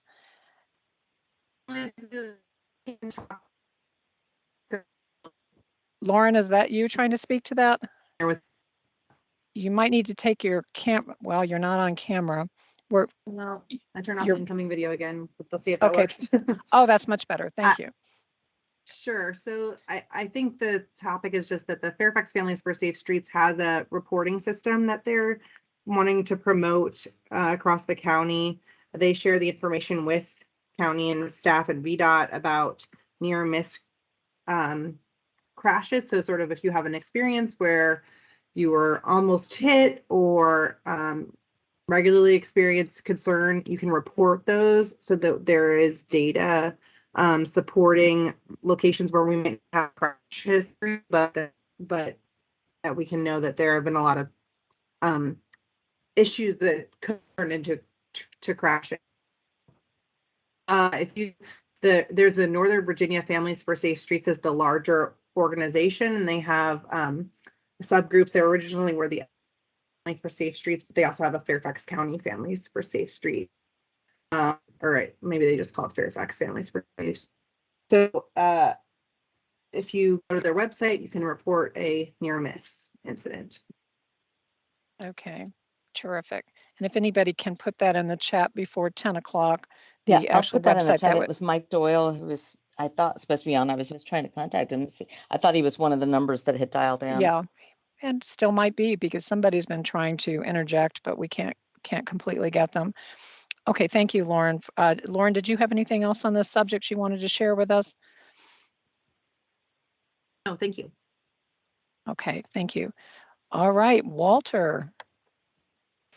Are you going to speak to Hunter Mill District Multimodal Transportation Experience? Yeah, but before we do that, Shamli actually just put something in the chat I think is important. Oops, wait a minute. Because Let me go back to the it's chat. back on the Crowell Road discussion. Oh, good.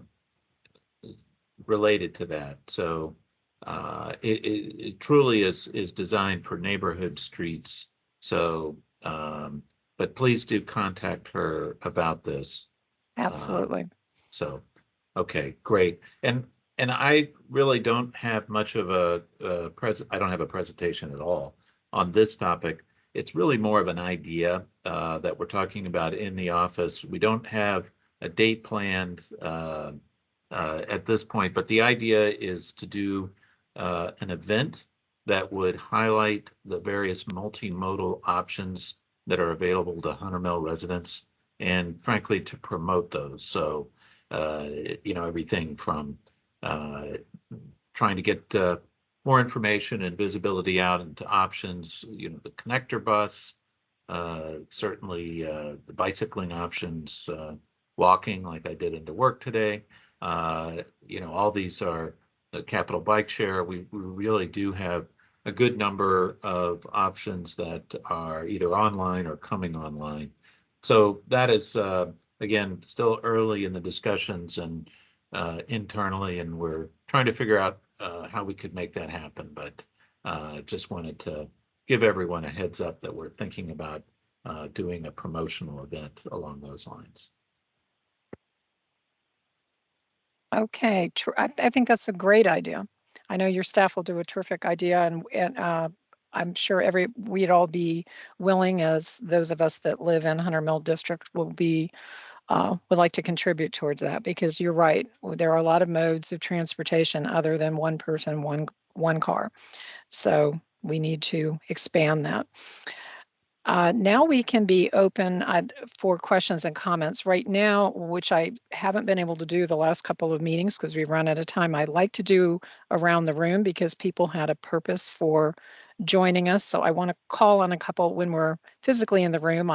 As you may recall, I usually call you out, but I think I have a list of the people who have joined us. Allison, are you still with us, and did you want to share anything with us today?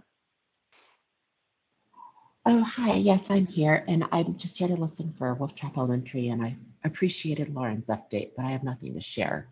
Always appreciate the information on pedestrian safety, because that's a true concern of our community. Thanks a lot. Terrific. Thanks for joining us again today.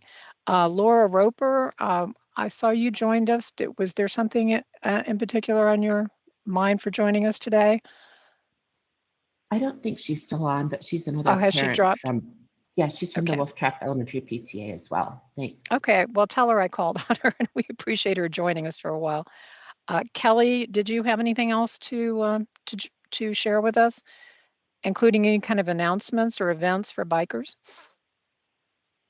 Take your mic off. Kelly, your mic's still, still muted. yeah. Oh, Good. there we go. I turned the camera on, but not the mic.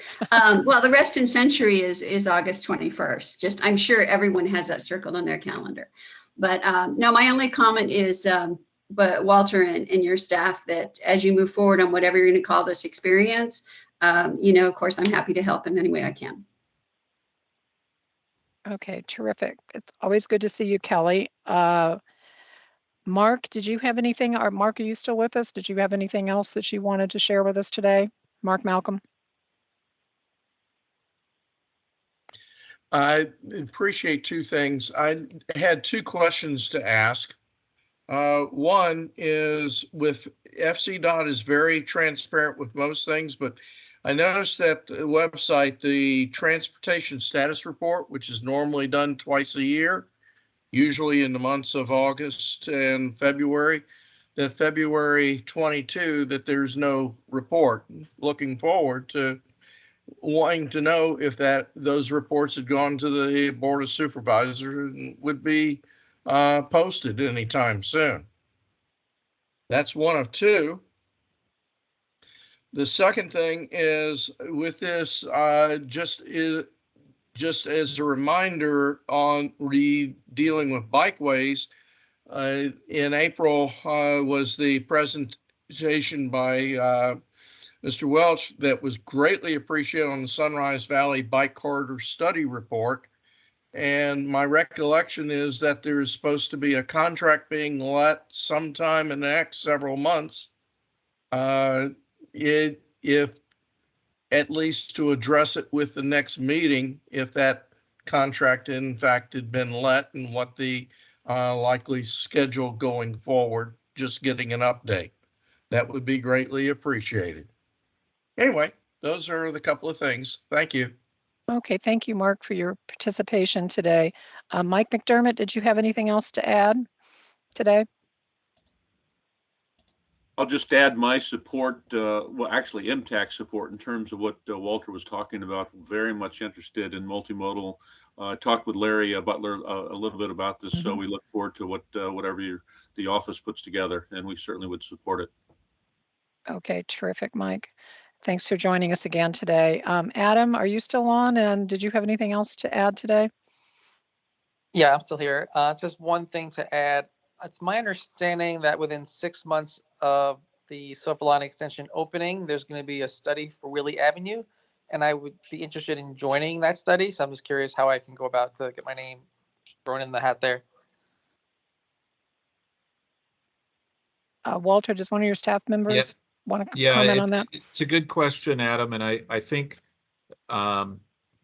frankly, I've been more focused on the technical parts of that study, and you're absolutely right. The traffic counts are going to start approximately 6 months after Silver Line Phase 2 opens up, so that gives a chance for the patterns to solidify. But you know, with the pandemic, I mean, and coming and go, I mean, who knows? But that's the plan right now. But Adam, we can check on what public input and frankly, folks on the ground feedback and a process for that as part of the study as well. Is this study going to, so it's not a committee, it's just a study being done by like VDOT or FCDOT basically, or how's that happening?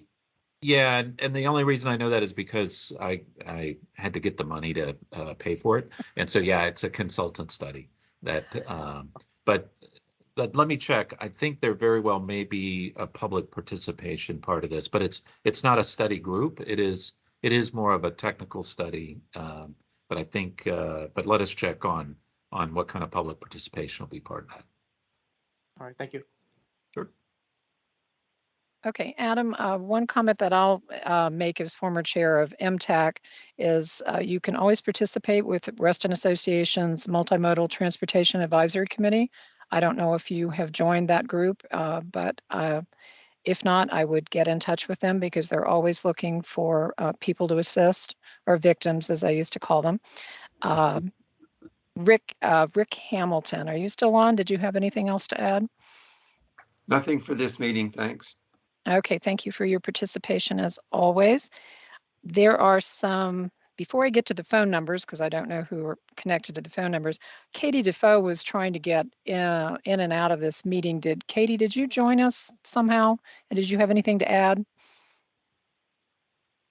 I'm not sure if you successfully got in. I saw you dancing in and out in the beginning. I guess not. I think she was just So, probably checking to see that Brandy was on. So we do okay. have Mitra on. I don't know if Hi, yes, I'm here. Are you able to hear me okay? Yes, Yes. thank you. So the question I just had was, so on our stretch of Crowell, the only 25 miles per hour speed limit that we see is right by the Oakcrest School, and that's only when it's flashing. And then another one sort of adjacent to it, a hazard sign recommending 25 for the sharp turn. That's right by my house. And a lot of people still disregard that and come really, really fast across that corner. So I kind of have like a two-part question. First part is, shouldn't this sort of be evidence that the remainder of our stretch of Crowell be reduced from 35 to 25? And then other question would be, where is that discrepancy and that inconsistency between recommending, just a few feet further is 25, and then the rest of the Crowell Road where there's children playing, pets, elderly people, still staying 35 miles per hour. And I know Steve Welsh is going to jump in on this. Hey, Steve. Take your mic off, Steve. Can you jump in and answer? Sure can. Well, thank you for your question, and I think we've received a couple of these about concerns on Crowell over the last couple of days, and I did I'll call it a drive-through on Google Maps this morning just to kind of get a feel for it myself without having time to actually go do that. But we are going to have our traffic engineers look at this further. In fact, it's been elevated even to have our regional operations manager look at it. The 25 mile per hour segment that you're referring to, those are the Fairfax County Public Schools flashing beacon signs. Those are actually funded, designed, constructed, maintained by Fairfax County Public Schools, and they operate them with each school based on the time that kids arrive in the morning and the time that kids leave in the afternoon. So that's only even a short period of time that lowers it to 25. But I will say some of the things that we will be looking at are, yes, perhaps the speed of the roadway. We'll do a quick check what the speeds are based on some of the data that we can collect. It's not a full blown speed study. We will look at the existing characteristics along the roadway. I did notice that at one location, as I spoke of earlier, at 1525 Crowell, and I don't recall exactly who that homeowner name was. There were 3 mailboxes on one side of the road, but it's at a crest curve. And as you're approaching the curve, you can't see the cars coming from the other direction.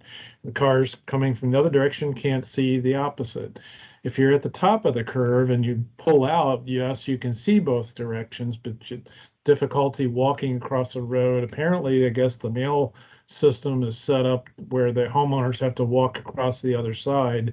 So that might need to be something to be worked out. I'm not sure how that's done with having the postal service and trash service, I would assume, come from the appropriate directions to do that. But we will look at what other safety measures that we can provide to help with mitigating the safety problems that result in speeding along that roadway. And I'm sure Fairfax County Police or Officer Harita, probably very familiar with this location, are doing the best they can to station when they can out there, and I'll leave that for her to speak to.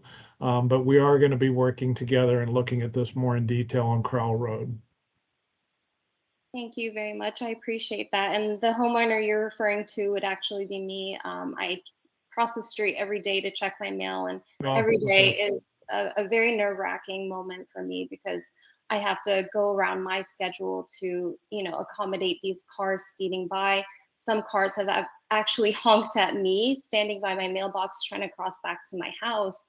And my house has slightly of an elevation, so I have to jump back up. I mean, it's just a life risk every single day. And my neighbors on either side also have mailboxes across the street. One side is an elderly gentleman, and the other side, he has 3 kids under the age of 10. It's just very nerve-wracking every day, not just for myself, but I know I'm speaking on behalf of all of my neighbors as well. So, I mean, even the mailbox, if we can get that fixed and bring it to my side so I don't have to cross the street every day to check my mail, it still poses a risk when I pull out of my driveway every day in my car. And I'm not the type of person who wants to zoom out and speed out of my driveway, because that's also risky. If it's a rainy day, if it's snowing, I take my time to pull out of my driveway. But like you said, and how you said you observed yourself, is that cars, I can't see, if a car is zooming around the corner from one side or coming up the hill on the other end. So yeah, I mean, I do hope something is resolved, because it poses a risk to my life every single day. Okay, thank you. I'm going to try to call on the 4 different people that called in, so I don't know their names, but if your exchange ends in 9430, did you have anything to add? Yeah, this is a Tom East Ball 1533 Crowell, 2 houses down from Mitra. And I second not only her commentary, but I want to notate something. When we had a hit and run situation that just happened about a week ago, and we've already reported to police. They know of it. They started an investigation into it. I just want to behoove you guys and accentuate the importance of figuring out a solution for the safety of our neighbors. Not only Mitra and her, but on my left, we have a veteran, 80-plus-year-old veteran, who is using a cane to cross the street every day to grab his mail. And I've literally gone out there to help him across and just concerned for his well-being and safety.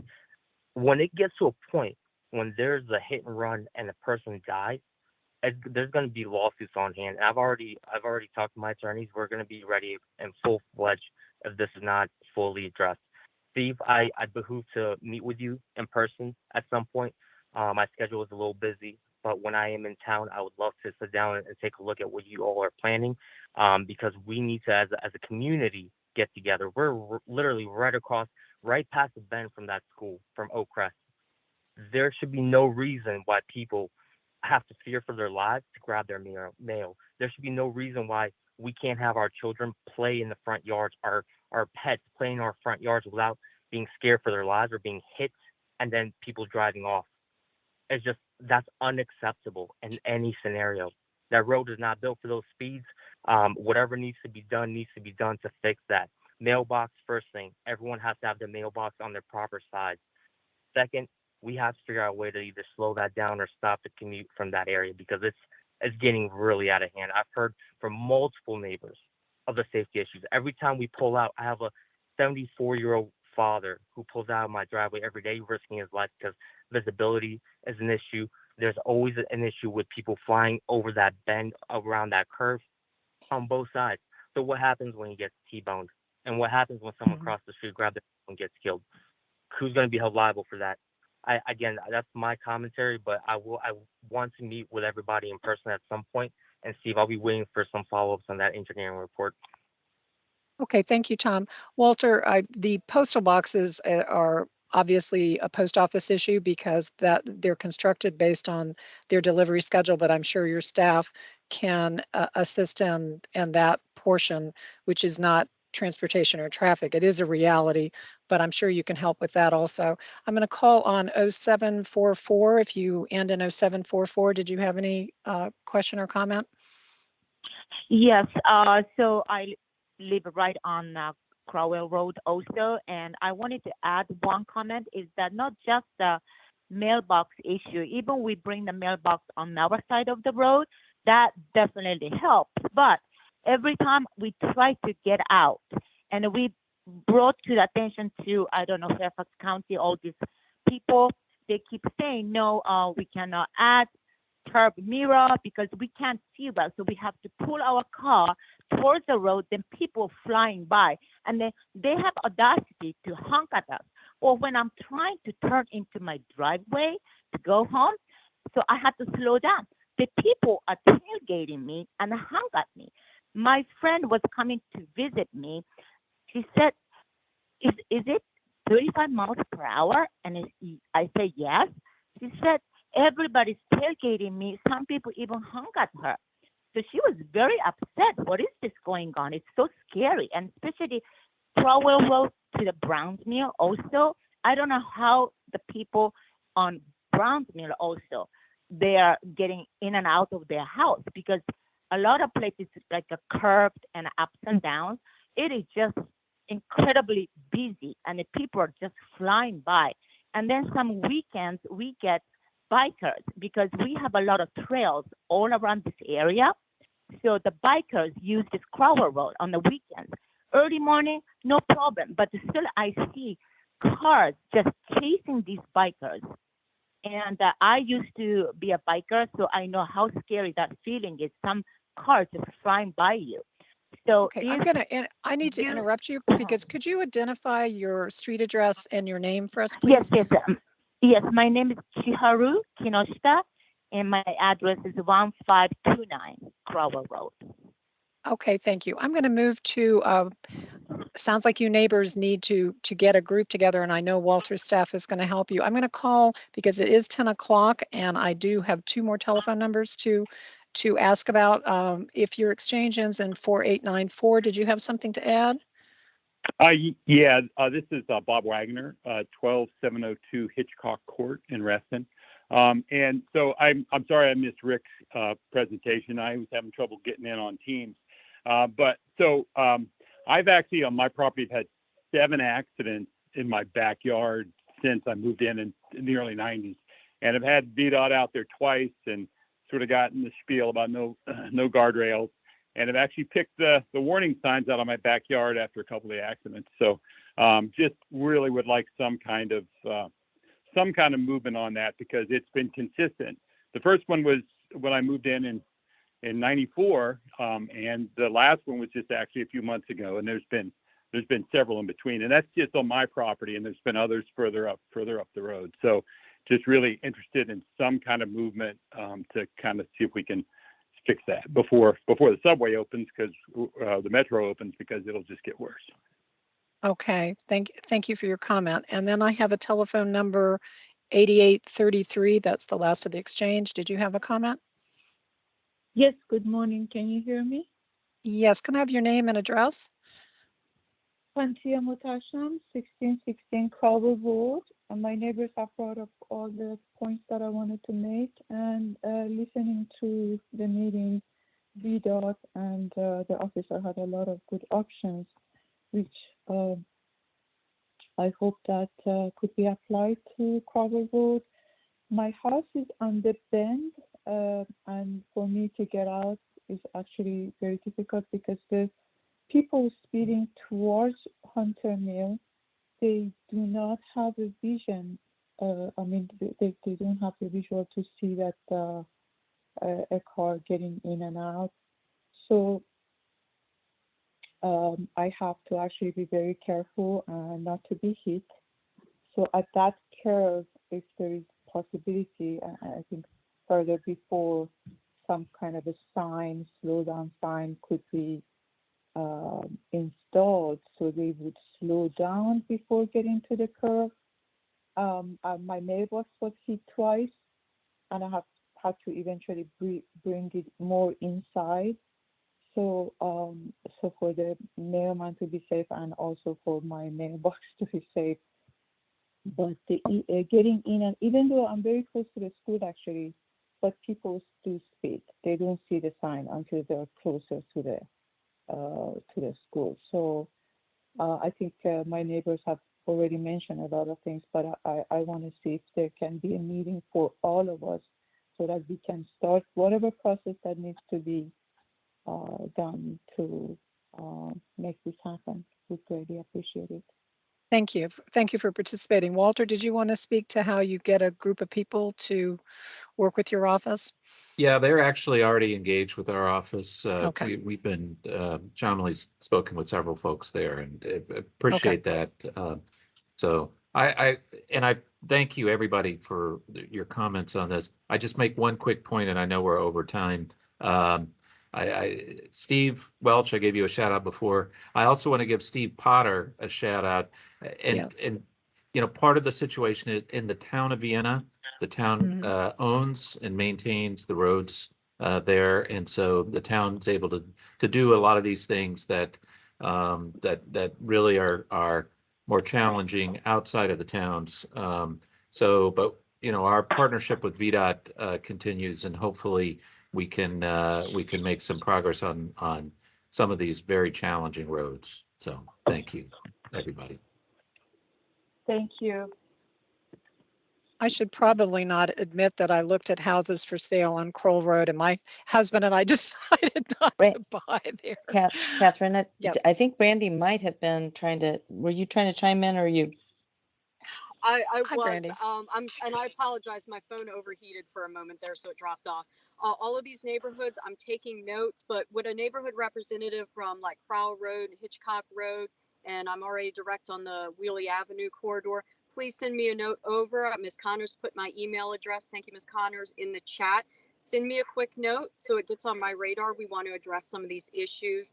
In addition to those tools, all of these patrol vehicles are calibrated for speed, up to standards. So I would like to communicate with you and address some of these issues with our means too. So please send me an email. Look in the chat, grab my email address, representatives from Crowell, from Hitchcock, and I have some from Wheelie Avenue. So thank you.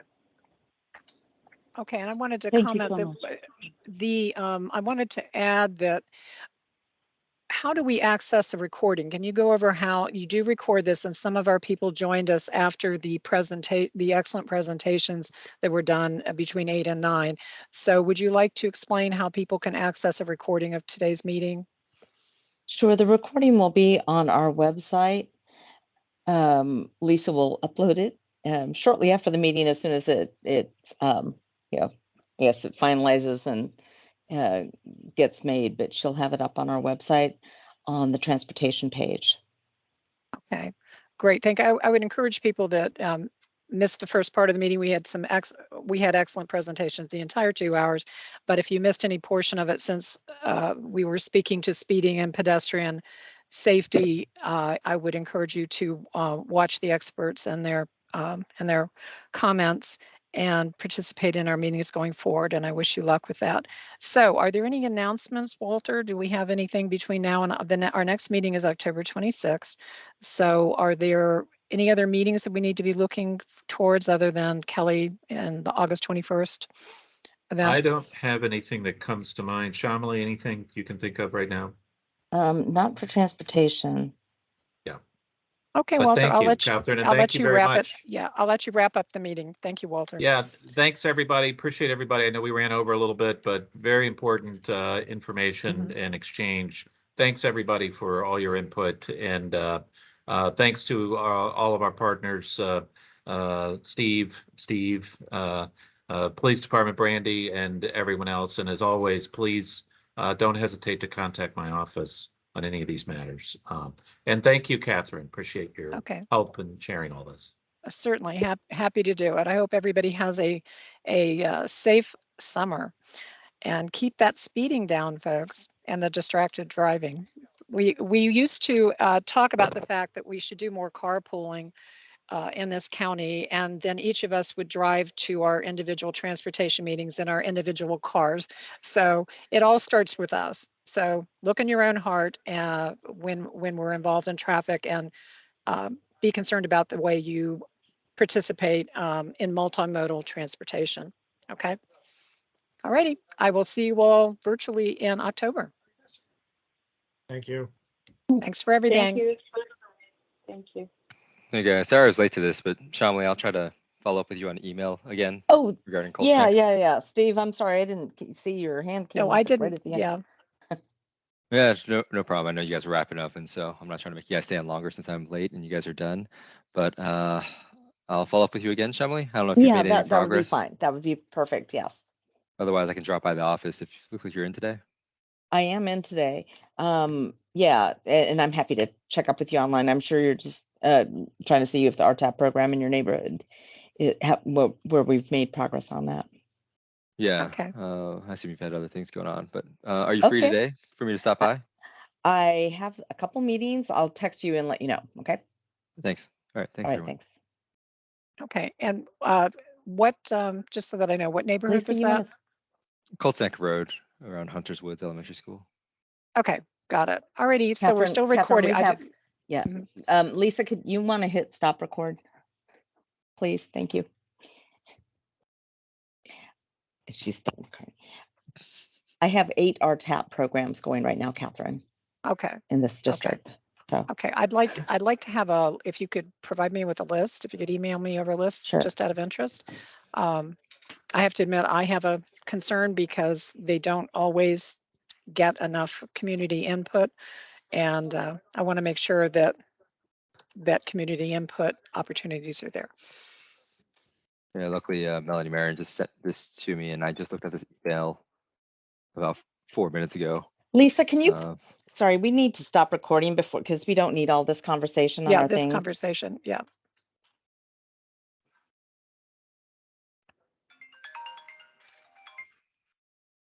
You can actually just I'm gonna text have me to over leave the something. meeting. Yeah. Yeah. I can do that. Okay, we'll do that. Well, if we're going to leave the meeting and then you can Okay. just contact I me. think Thank you. everybody's on our other, we're on another meeting right now, which is, she's probably on that one. She's probably on that and still recording All right. this. Okay. All Nothing right, super to thanks. talk about, but we'll just do that since it's after 10. We're just going to do that. Thank you for reaching out to us, Stephen. Okay, All right. bye-bye. I'll talk to you soon.